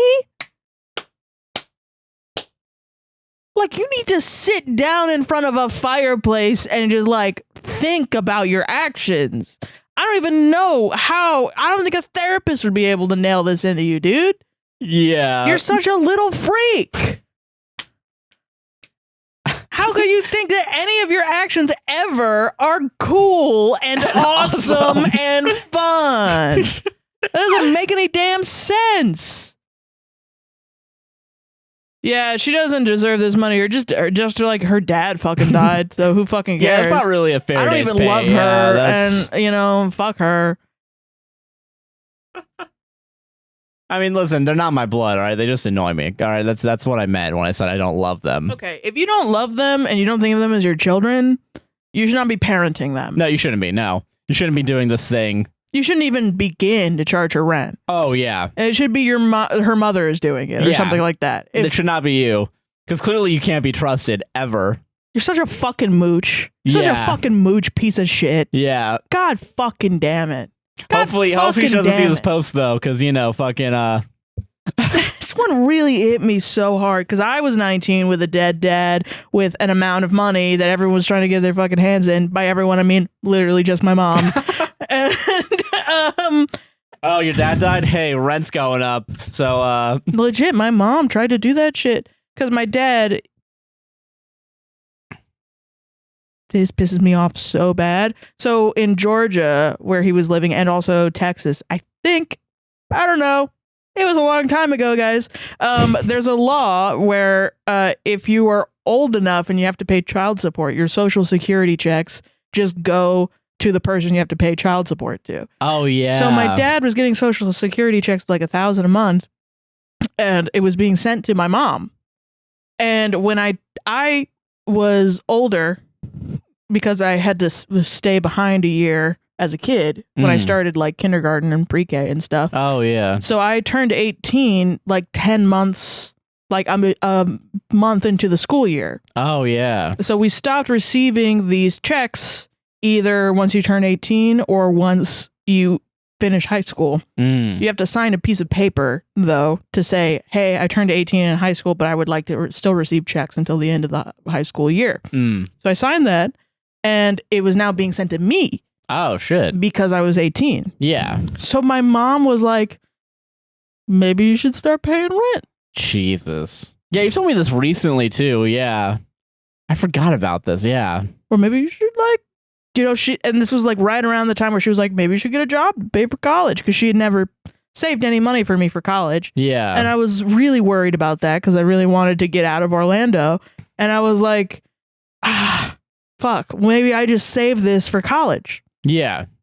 That's what I wanted to do really bad. That makes sense. Yeah. And she was like, or like she had to, all of a sudden it was like a paradigm shift after years and years and years of her yelling at me and making me feel like I'm a piece of shit, lazy motherfucker. Now I was at your feet begging. Now I was like, maybe you could pay me rent a little bit. I would like some gold, please. Maybe because I'm losing income technically. Fuck you. Yeah. Fuck you if you think you got your hands on your fucking kids' money. It's so bullshit. And also there was a whole thing with inheritance. My dad had a $5,000 inheritance for me. And my brother, Forrest, couldn't find his inheritance. Oh my God. And so they had to pay for the memorial, and they had to come to me and ask me to help pay because it was, you know, my dad. And luckily we had an uncle who really adored my dad and paid for it up front. So I was like, okay, yeah, I don't care. I'll pay for it. You know, what's $5,000 to me, a 19-year-old? Yeah, yeah. You know, I don't know what money is. And I would have loved that money, but, you know, I was like, you know what? I can't say no to my brother, you know? And my mom tried saying that I would give the $5,000 out of the $10,000 memorial, and then we would split the rest, and I would get a job and start paying Forrest payments. Oh my God. And I was like, I had to say to them, and Forrest, he wasn't trying to manipulate me. I don't think he was trying to manipulate me. But we were all talking about it, and he was like, okay. Like, I don't know how I feel about that. And I was like, but am I not paying half? And then when Forrest finds the insurance money, he gets his, you know? Yeah, exactly. And then, you know, whatever. And what happened was they agreed to that because that's logic. Yeah. That's I'm not paying 75% of everything. Outsmarted with facts and logic, yeah. Yeah, I have, but imagine if I didn't have that thought process, yeah. And eventually Forrest found his $5,000 and sent me half of his. Oh, okay. As like, because he's a good person. Yeah. He's a nice man. And yeah, it was just so insane to have to go through that at 19 years old. Yeah. There's so much money bullshit that happens when a parent dies and you have your inheritance, blah, blah, blah. Yeah. To have people around you trying to take it from you pisses me off. Oh, yeah, it's bullshit. Yeah. Stop it. Leave them alone. Yeah. They're grieving. It literally should not be this like big issue of like, just taking time away from someone that needs to process the emotions and feelings of a passed away father, or parental figure, no matter what. Yeah, like that's the worst part. Is you just want to grieve your parent, and then you have to go through all this bullshit. Like, I really appreciate Forrest for going through and paying for like, you know, getting all of the shit done. Like, really, I just showed up and I said, okay, yeah, here's my money. Yeah. And that was it. Shit, man. Yeah. Fuck, man, that's wild. I know, it's insane. Jesus, I'm sorry. Nah. Fuck this guy, though. Fuck this guy. This guy's a piece of shit. Yeah. I've never cleaned my house and I never will. Never gonna do it. I'm not starting now. I'm not the best at cleaning houses, but I'll still, Dude, we'll make sure it gets clean I'm every not once in a above while. cleaning. Yeah. The fuck? Especially if you don't have money. If you don't have money to hire a fucking maid, don't say that you're above fucking cleaning. Yeah, exactly. Fucking Jesus. Speaking of God. 17-year-olds. Yeah. Am I the asshole for making my 17-year-old coworker cry by telling her she's an unwanted stepchild? Oh. What do you think? Think this guy's a good guy You or know a bad what? guy? Hail Mary throw right now. Not the asshole. Wow, you're wrong.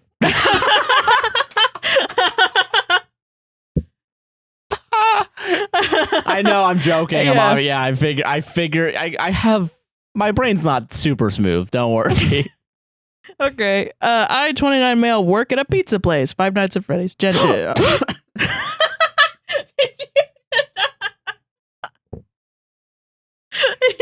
just coughed because you inhaled air too quickly. Yes. That was perfect Yes. timing, though. Okay. That was the perfect timing. Oh my god. All right, starting over. Okay, am I the asshole for making my 17-year-old coworker cry by telling her she's an unwanted stepchild? I, 29 male, work at a pizza place. We have a great work environment and we all get along pretty well. I have a coworker, 17 female, Betty, who's been working with us for a year. Betty comes to work late pretty much every other shift, and every time she comes in late to work, she's always walks in and immediately starts complaining to us that she's late because either her mom forgot to pick her up, her mom didn't want to give her a ride, or simply her mom just forgot about her. That sucks. That sucks, yeah. There's also so many times after we close that we have to either wait for her mom to pick her up 15 to 30 minutes past her shift. Oh my God. Or someone ends up having to take her home with her mother's permission. This past week, Betty got her driver's license, and the day before, she actually was able to borrow her mom's car and take it to work. Oh, okay. That's good. Today, she was running late because her mom had to give her a ride. When she showed up, I asked her why she wasn't able to borrow her mom's car again today, and she said that her mom might end up making plans in between her shift and might be needing the car. When Betty said this, she said it with a very teen girl annoyed tone and seemed upset that her mom couldn't let her use her car. In response, I jokingly said, "You always make your mom sound like an evil stepmother or that you're an unwanted stepchild." Jesus. What a funny joke. What's the punchline there? Yeah, what's the What's point the of that fucking statement? Elaborate. Please, dissect that frog right now, please. Yeah, if you weren't intending to hurt her, what's the point? That seems like a very hurtful joke. Or just sentence. Hey, you're unloved. Laugh. Applause. Applause sign. Applause What sign. do you mean you don't like me? Yeah. Immediately, she got pretty upset, and with that response, I said, okay, god damn, this guy sucks at writing. Immediately, she got pretty upset with that response and said, "No, I love my mom. I told her that I don't doubt that you love your mom or that your mom loves you. I only hear pretty negative things about your mom from you, and that's all I can base my opinion on. For example, she's told us how her mom was going to pay for her to go to prom and ended up spending the money on herself, and Betty had to pay for everything herself. Oh my God. Sounds like not the best mom. Does not sound like a great mom, yeah. She then said again that she loves her mom and that when her father died, her mom raised her as a single mother all on her own. Again, I said, I know you love your mom and that your mom loves you. I'm just trying to say you always make her sound like a villain when you come into work, and maybe you should say nicer things about her. Later, I saw her in my manager's office with my manager crying. Ma! I didn't do Weird. that. I didn't do that. Thank you very What much. possibly could have happened? Shocked Pikachu face. What? I felt so bad for making this kid cry, but I wasn't sure as to why she was so upset when I'm basically just telling her the things she tells us about her mom. I apologized for making her cry and told her that it wasn't my intention to get her so upset. What was your intention? Well, yeah, what was the... To get her to shut up. Yeah, because you said that you've also said openly, publicly, that it was an annoying voice. You don't like talking to a teenage girl. Yeah. And you want her to stop complaining. Which, hey, listen, not wanting to talk to teenagers, period, fine, whatever. I get that. That's fine. But However, when a kid is like, my mom is shitty, sometimes... don't be like, She suck it doesn't up, love you. kid. Yeah. She does. What, does she not love you or something? Lame. High five me, bro. You're not allowed to have any opinion on what your mom does. Yeah, exactly. Or at least don't talk to me about it. Oh, God. It's the next day at work. Okay. I told her she doesn't have to accept my apology, but that I am really sorry for getting her upset, and she said it's okay while crying and walked away. It's the next day at work, and all my coworkers are telling me that I'm such a dick and that I'm an asshole, and I do agree with them for making her cry. However, I don't feel bad for what I said because I only said what my viewpoint on her mom was from Betty's own complaints she tells us every other day, and that nothing I said was out of malicious intent, and I an asshole. So what? I mean, I got a comment from Am I the Devil? Oh yeah. He's so smart he can mansplain her relationship with her mom, but he's not smart enough to know when he should just shut the fuck up. That's so true. That is really good. That's a really good. Also, this guy is 29 years old. Yeah, and you're judging a 17-year-old for complaining about her parents, like every teenager ever. Come on. And it's like, yeah, you okay, listen. Yeah. I don't, oh my God. It's like, you don't get it. You don't get it. Yeah. Going through abuse, even subtle abuse, with my mother, 90% of the time I was like, I still love her though. And that was the worst dichotomy. Yeah. I love my mom because I can't not love my mom. Yeah. But she hurts me. Exactly, yeah. And I don't understand why she would hurt me like this. And this is an example of like society being like, oh, you don't love your mom 100%, you must be the problem. That's what, yeah, it's like, it's very obviously like... There's nuance in relationships even between mothers and daughters. Or parent and child, Parent and child. Just in general, like, yeah. Like, yeah, exactly. It's like fucking, her mom might just be fucking up and might not be abusive. Yeah, it might even just be like, because it is rough to be a single mom. Absolutely. Yeah, for sure. A single parent of any kind. She's trying her best. Maybe she has to do these. We don't know her mom's situation or what's going on with her. The only person who knows the relationship between her and her mom is this 17-year-old and the mom. Yeah. And they're going to have two different sides. You can't tell her like, oh, what, are you being abused? Then shut the fuck up. Yeah, like, Jesus. Like, that's just wild. Like, budging yourself in, yeah. And I don't know, it's really, it seems malicious now because you mentioned that's annoying. You're judging them for being late, like, and I don't know, like, it's very obvious, like... She's saying, oh, my mom didn't pick me up, that's why I'm late, because she wants people to know there was nothing that she could do. Exactly, yeah. Yeah. Which also, like, like, being late's not always the worst thing, depending on where you're working, of course. If you can get there and do your job around the hours. Yeah. For the most part, like, especially, like, I assume a shift starts before the big rush, if you're working at pizza place. Yeah. I hope. I hope so. You gotta get here at 7, actually. Yeah, that's crazy. That'd be crazy, yeah. But, I mean, some places might be like that, whatever. But, like, it's very, like, yeah, it's, I don't know, very... I think there's a comment, too. There's a comment? Yeah. Hell yeah. I don't know, it's just, yeah, I really can't fathom that.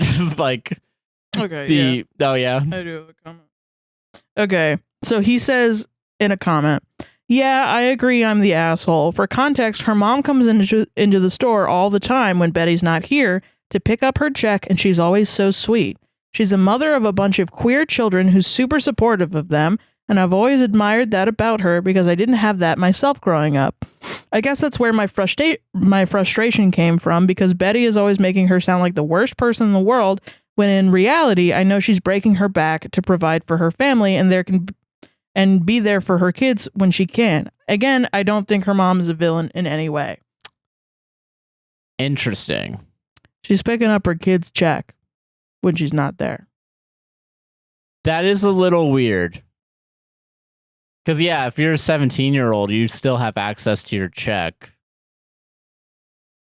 You should still have. That's a little sus. That's a little... You don't always see it on the outside. You might be like, oh, that lady's not... Like, your sister and her husband met my mom one time. Yeah. 10 seconds. They were like, she's so nice and fun. Yeah, but in reality, behind the scenes. I don't know their opinion, but like, yeah, my mom's kicking me out, throwing me outside. Yeah. And in a real way of like, don't come back. I don't care where you sleep. Yeah. Fucking, yeah. I don't care, oh, I'm going to die and you'll never talk to me again and blah, blah, blah. Just like your father. Yeah, exactly. Yeah. All that shit's going on. Yeah. So, yeah, even if theoretically an outward appearance is good, does not necessarily make that person. That everything's cool on the inside. Or even that you can't have a problem with someone. Yeah. Exactly. Not everyone's going to be nice to everyone all the time. There is shit happens where you're accidentally mean to someone once and then, fucking like. Yeah. Like, I think your mom is great. I love your mom. Yeah. If Kristen or Kayla or you or anyone was like, yeah, this happened in my childhood, it wasn't the best, I'd be like, okay. Yeah. I'm not going to be like, that didn't happen. You're lying. You're lying. Why are you making your mom look bad? Yeah, exactly. That's weird. Because I'm not in that relationship. It's not. Yeah. Why are you going to bat for someone else's mom? Yeah. It's fucking weird. Yeah. You don't know. Yeah. You don't fucking know. So don't assume shit. Yeah, exactly. That you don't know. Yeah. Solved it though. Are you ready for more 17-year-old? I'm joking. Is this the last one? I got 2 more, I think. Okay. Yeah. Yeah, I got 2 more. Oh, yes. Am I the asshole for telling my vegan sister she can't serve only vegan food at our family reunion? I don't know. Hey, y'all. Hey, y'all. Greg Turkington. Yeah. Hey, guys. Hey, y'all. I'm generally torn about this and need some clarity. Every year, our family hosts a reunion where different members host. This year, it's my younger sister's turn.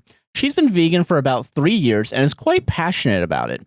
We all respect her choices and make sure there are a good variety of vegan options wherever we have family gatherings. Okay.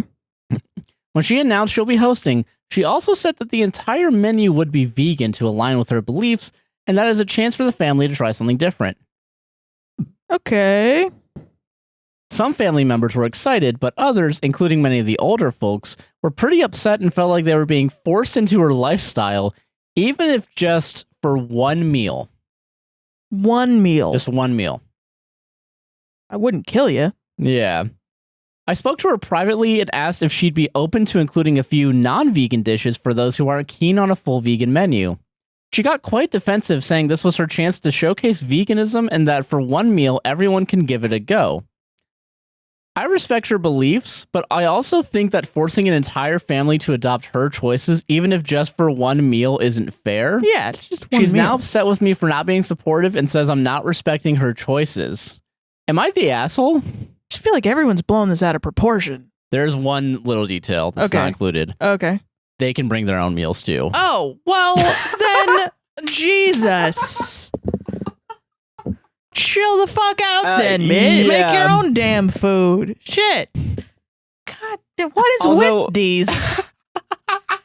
Fucking shit. Also, like, I It's really one can meal. Like, you can probably try it and You can bring try some it. fucking mac and cheese or something. Yeah. and bring it in. Yeah, people are allowed to bring their own meals apparently. And she's allowing that too. So it's not even like she's So trying there's to a compromise. Yeah, that's fine. Also, like, straight up, I really don't like that framing of this is a short one, I guess, but like it's very much like forcing my fucking beliefs. No, that's way out of proportion. Yeah. You're eating food. You're eating just food, yeah. That's fine, yeah. Stop freaking out about it. Dude, I remember, and I used to make these jokes too, I feel bad about it, but it was such low-hanging fruit way back in the day to be like, vegans. Yeah. You know what I mean? I Scott feel Pilgrim. That. Oh, yeah, true. dude. The fucking, like, making fun of them by making them look like the mocking them in a sense that, like, they think they're high-powered beings, yeah. Yeah, I was like, they're right. They are right, though. They are mostly correct. Yeah. But yeah, no, it's very much like, I don't like the phrasing that I think people are really like latching onto is like the forcing the lifestyle on you. And I'm like, that's not really what's happening here. Forcing you to she do wants anything. to showcase veganism. That's fine. Whatever. She wants to. I mean, I understand if you're a vegan, why you're not going to want to make a burger. Yeah, right? Like, why? I wouldn't force a vegan person to make me a burger. Which not only that, too, there's another wrinkle as well, that apparently she does work at a meat packing place. Oh, what the fuck? But she doesn't eat meat. She doesn't, she just... I mean, you need money. You need the money, yeah. Which I honestly, you're not your job, Yeah. That's fair. So... Yeah, it doesn't make any sense. Yeah. If I am a critic of capitalism, but I still work at a transportation company.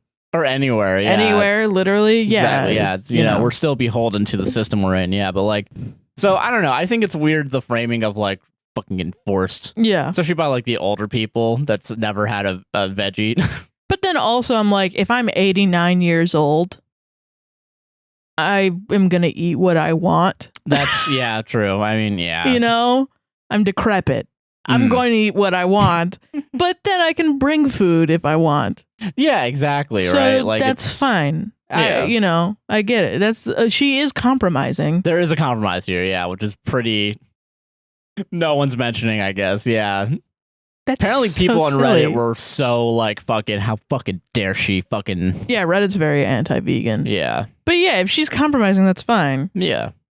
Yeah. Just let her cook some fucking veggies up, baby. Yeah, let her cook some fucking veggies up. And vegan cheese is great. Yeah, vegan cheese is pretty fucking good. Also, I think a lot of people don't realize the strides that vegan food has had. Yeah. They don't know. Compared to where it was like 10 years ago, yeah. Like, yeah, dude. Yeah, even like the Impossible Burger, even like, I remember we once went to this like vegan grilled cheese place. Oh my God, that place. I've been thinking about it. We should go back. They were pretty good, yeah. They're really good, yeah. Yeah. I don't know. And definitely, like, I definitely want to try and incorporate more non-meat items. We don't really eat meat, that often. Yeah. Maybe like once or twice a week, I think we have a meat-heavy meal. But like my mac and cheese doesn't have any meat in it, It's still dairy, but it's not meat. Dairy, yeah. But like scale of things that are, worse for the environment, dairy is like right here. Full-blown meat production's right there, yeah. Yeah. Like I'm trying to think. My like pasta salad that I make for my lunches, I think that's vegan. I think it's pretty vegan, yeah. Yeah, it's mostly just vegetables. Yeah. Yeah. Well, there's cheese in it, so it's vegetarian. Oh, yeah, there's cheese. I think it's You're vegetarian. Right. Vegetarian. Yeah. I'd be able to go vegetarian, I think. Vegetarian, I think, cheese would be is really so much hard easier for me to give up, though. Yeah, cheese is the hardest thing for me, cheese too. and dairy. I'm a big dairy gal. Meat, though, I think there's enough substitutes nowadays. I think I'd be fine with that. Yeah. Yeah. I know chicken, I think, is probably like one of the better ones. Because in reality, all that you do with the food is season it. Yeah. That's what you're supposed to do. That to makes make total it. sense. Yeah. Like, I've seen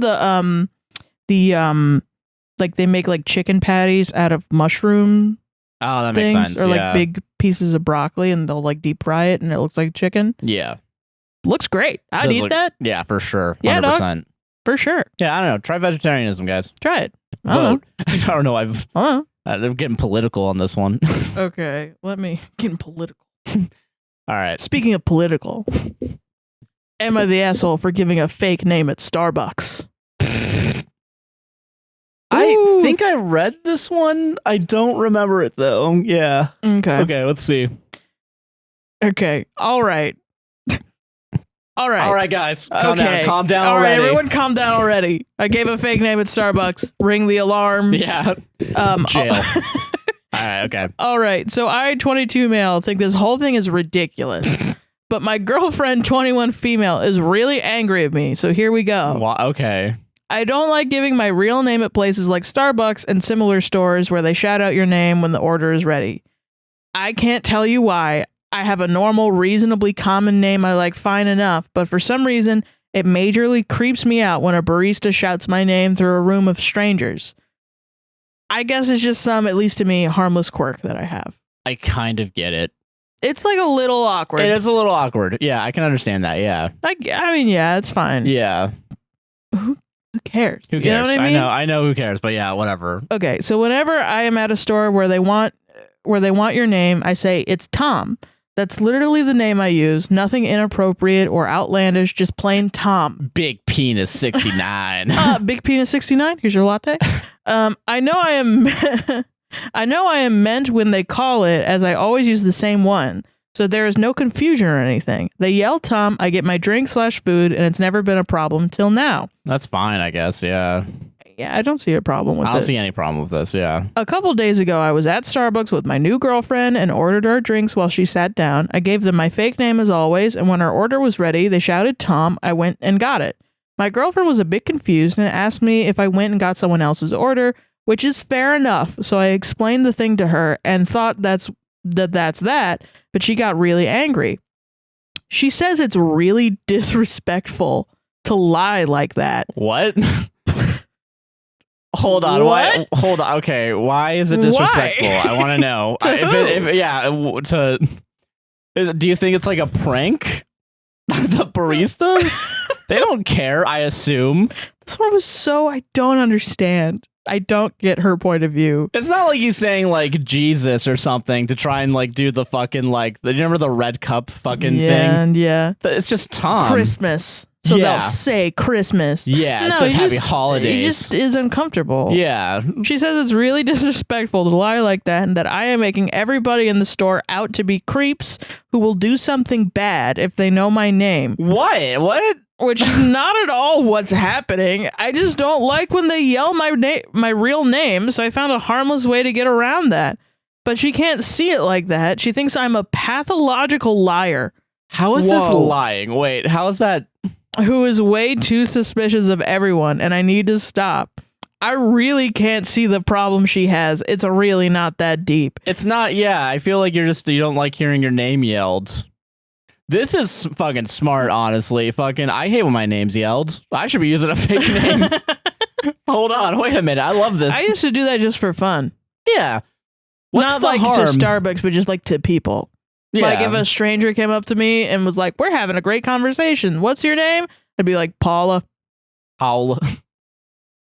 I don't, who cares? You know, who cares? Who gives a shit? I'm never going to see you again. Yeah. We're not friends. Exactly. We're not exchanging numbers. I don't want to talk to you anymore. Yeah. I don't think I'm hurting anyone, or am I? Or am I? I guess. So, I'm really confused by her reaction and asking myself if I am the asshole after all, for some reason I can't comprehend. So, Reddit, am I the asshole for giving a fake name? This poor guy is like, what did I do? What did I do wrong? I'm just saying I'm using a different name. Like, dude. It's fine. I think it's fine. Do people that pick up coffees for other people and use their name as the coffee order, are they lying? Yeah, like when you go into Starbucks now, is it like you have to show your ID? Yeah, which that would be weird. That'd be insane. That would be weird, actually. Unless you're getting an alcoholic drink, but I don't think they sell alcohol. But like, what would you like to order? Oh, I want a Java chip frappuccino. Oh, okay. And what's your social security number? Yeah, like you're going to a weird Starbucks. And what's the wacky 3 digits on the back of your card? Yeah, thank you. Yeah. Yeah. Like, who cares? They don't give a fuck. They don't give two shits. All they care about, all that people care about when you go up to, as someone who worked in food. Yeah. All right, and this isn't Starbucks, but like, all I care about is what do you want and how are you going to pay? And don't yell at me. Please don't yell at me. Just tell me what you want. Do you want anything else? Here's the total. Do you have cash or card? Done. We're done. You know? I'll yell your name. And I guess with Starbucks, the only addition is what name should we call you? Yeah. Yeah. Whatever, you know? They don't give a shit. They don't even spell that shit right. Yeah. For like fucking any time ever. Exactly. Yeah. It's never been right. 90% of the time they spell that shit wrong. They just need a placeholder name to put in your fucking It's thing. fine. Yeah. It doesn't matter. It's not like if I see Sarah and it's spelled Sara instead of with the H, I'm going to be like, actually, could you guys write the H on there? Flipping tables, yeah. No, that's insane. Okay, is it lying? Okay, when we go to Starbucks and we go inside, because we sometimes go inside. We do sometimes. We don't go to Starbucks anymore, but you know. For a reason. But like, so when you go to a place that needs your name, sometimes you'll say my name and then you pay with the card. Is that lying? No, I think it's my cute. name and then you pay with your cards. That's not lying. I don't think so. Well, apparently you're a pathological liar. Oh, yeah. Pathological lying, I would be like, what is wrong with you? Like, yeah. You cannot just accuse someone of that. Yeah. That's crazy. I would be offended. It's so weird. Take such a small thing and turn it up That's because you think I'm like a bad person. Yeah, that makes no sense to me. This is such a nothing burger of an issue. Yeah. And now this poor guy has to go to reddit.com. Guys, what's going on? Like, I don't understand my new girlfriend. Something's happening. I've never expected this in my life. Yeah. That's so crazy, dude. Crazy. Why? These people, it's like the am I the asshole for being honest, that just believe that being honest is the most truthful thing you have to do. Yeah. I don't know. Maybe I'm just like being honest. Yeah, about big things is important. Thing, yeah. But also, it's a little fun to lie. It's fun. It's fun to lie, Sarah. Here, dude. These fucking. Okay, let me tell you another story that's funny. When I was at university, we would have Mormons that would show up all the time. Yeah, and they would try to get you. Oh, I get you. Yeah. And this one, so I was bored, so I would talk to them all the time because they figure out a way of how to like hone in on you, knowing like a person that is like alone. Yeah. And trying to hone in on you and try to get you into their shit. And I'm sure not all Mormons were like this, but they were like the ones that had to recruit on campus. Oh yeah, for sure. So they would come up to me all the time because I didn't have many friends. And every new person, I would tell them like a whole new story because they try to become like your friend. But they're lying. They don't, whatever. Yeah. So they'd be like, yeah, what's your name? And I'd be like, Jenna. And then they'd be like, oh, okay, what's your major? And I'd be like, computer science. Also, what are the odds of them like calling your bluff too? Like, well, they ask for your phone number. Oh, to write it down. To send you like a text of like, hey, so I'd give them a random phone number, But one time I saw the same person twice. Oh. And they come up to me and they go, hi, Sandra. They like found me. And I was like, oh, hey, what's up? That is a little bit of comeuppance, I guess. Yeah, they were like, I went to the math building to try and find you and you weren't there. And I was like, shit. Damn, this one's really trying to get me, yeah. Shit. Do we have the right phone number and email for you? It's like fucking shit. God damn. But it was one of the more fun things I would do because there's nothing to do. I didn't have any friends. I was a loser. I was a fucking loser, and I was doing loser shit like lying to random people. The Mormons. Lying to Mormons. Lying to Mormons. I felt, yeah. I don't really feel bad because they were trying to get me into a cult, and they would not leave if you said no. Oh, I feel you. Yeah. So this was like the easiest way to get them off my back. Yeah, you got to go with it for a little bit and then just give them fake shit. Yeah, that's fair. Yeah, I've met like actual Mormons since then. And yeah, they're not that terrible all the time. I get you. Yeah, but yeah, it was really like, oh my god, that's wild. Yeah. Oops. Hell yeah, dude. Solved it. Hell Lie a little bit for fun. Lie a little bit for. What a good role model. Just a smidge for fun. If you ever lie, you should be guillotined. That's what stop being lame. Yeah, okay. All right. Oh, I got a banger for this last one. Hell yeah. Am I the butt face? Of course. For telling my girlfriend she embarrasses me. No, yeah, you are. Even if she is embarrassing, you're an asshole for saying it. My girlfriend Amber and I have a good relationship overall. Personality-wise, we get along great. Hobby-wise, it's a very big difference. She doesn't like knitting like I do. Yeah. And that's embarrassing to me. Embarrassing. What the fuck? Before I start off, I know I'm going to get the, oh, then why would you be with her? And I ask myself this too at times. What are you talking about? But I just love her as a person. She just ... embarrasses me. What? Okay. Amber is into old things. She dresses every day like it is 1969. She wears clothes that are crazy in colors and patterns, and just overall, not what people wear today. Her friends, along with other people our age, early 20s, all dress in recent style clothes and pants. Amber does not. Okay. I'm not. Wow, who cares? what a crime. Wow. How embarrassing. How terrible for you. Yeah. One day she wore this vest with a patterned shirt underneath and 70s looking pants at the store. That sounds cool. As we were walking, people just kept ... staring. I really gotta emphasize the punctuation sometimes because it's really fucking... It's a lot. It made me uncomfortable because in their head, they are probably like, quote, whoa, is this chick confused on the year? ? End quote. Am I right, fellas? Oh. This is a tight 5 at the Comedy Store. They're probably thinking, dang, she looks cool. Yeah. That's what I would think. Yeah, I think that too, yeah. Yeah. Amber only listens to music older than my grandmother. Cool. This causes a disconnect with my friends. They will ask her who she likes to listen to, and she will speak of a name that nobody has heard about. She does like more, quote, popular older bands, such as the Beatles, the Doors, and Jimi Hendrix. I've never heard of the Beatles before. But it is very rare that people our age listen to that. Listen, I think maybe it's not super maybe common. not the Beatles. I know a lot of people don't like the Beatles However, anymore. I can't... Jimi Hendrix? I can't escape the internet without people talking about Jimi Hendrix and sometimes the Doors. Yeah, a lot of people love the Doors. Yeah. The fuck? Her apartment is all old.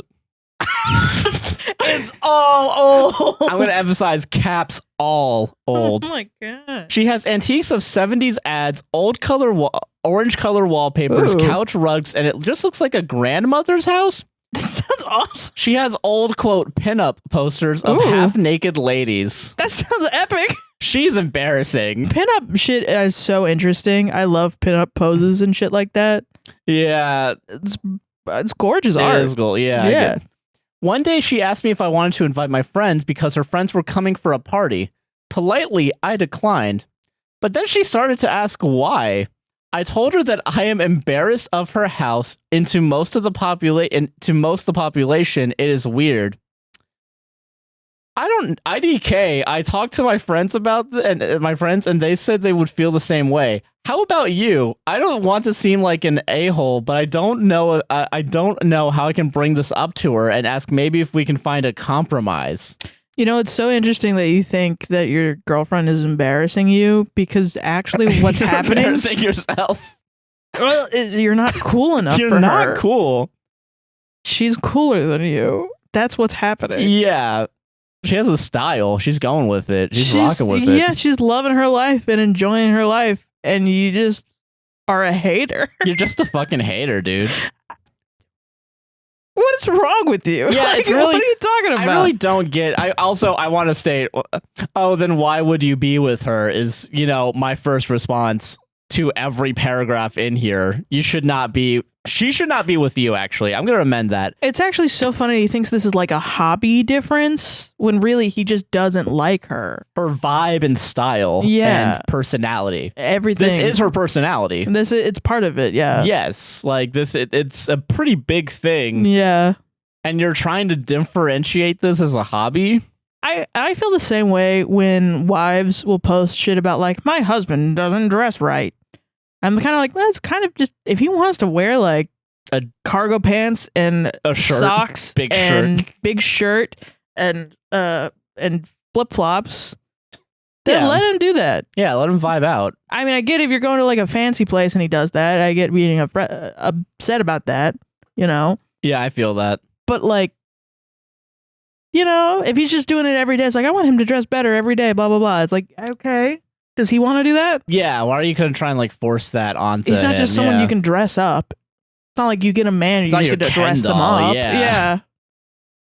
I don't know. Maybe in some relationships it is. That's how it is, and if the guy's okay with it, I guess that's fine. If the guy's okay with it, if it's consensual, yeah. I know that is an element.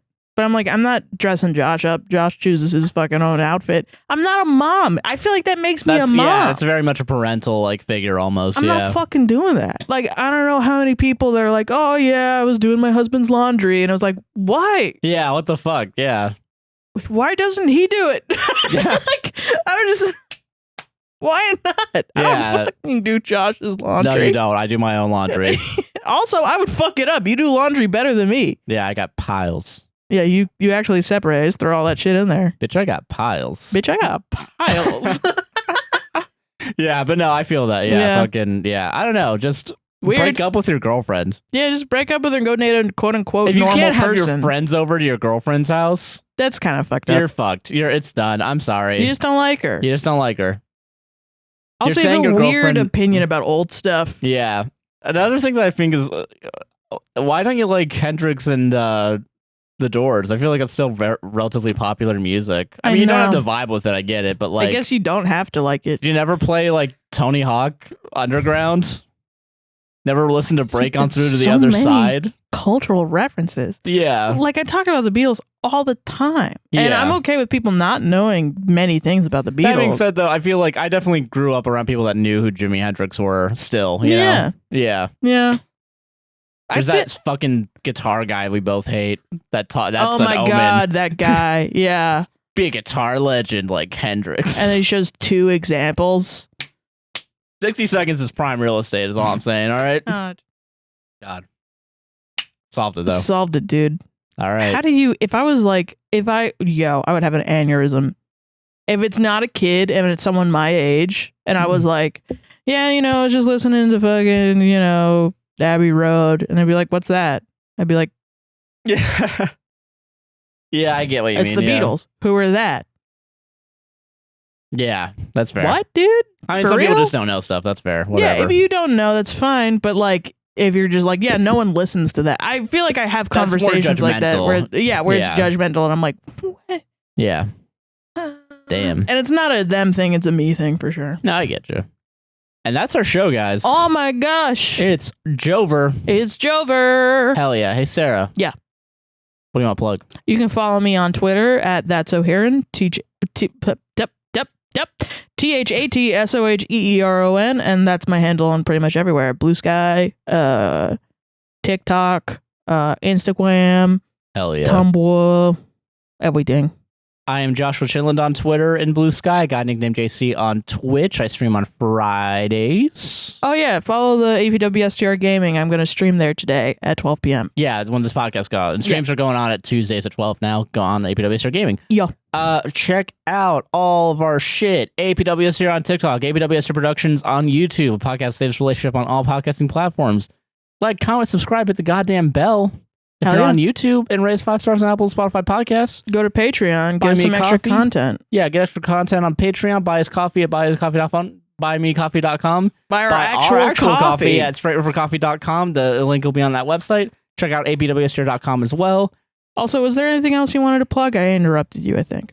A guy nicknamed JC on Twitch, Joshua Chinland on Instagram. I think that's it. That's about it, yeah. Okay. And that's our show, guys. Yeah. See you on the next one. Bye-bye. Bye-bye.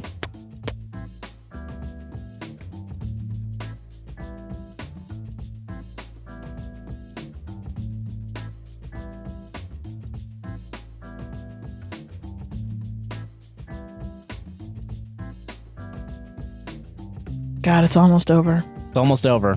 This is a long one, man. This was a very long one. I think, what did we start? Like 4? 3, 4 maybe? Okay, so if we, yeah. Yeah, that's been 4.5 hours, bitch. Jesus Christ. Wow. This has to go out in 14 hours. And I have to edit it. Yay. And fuck. Fuck.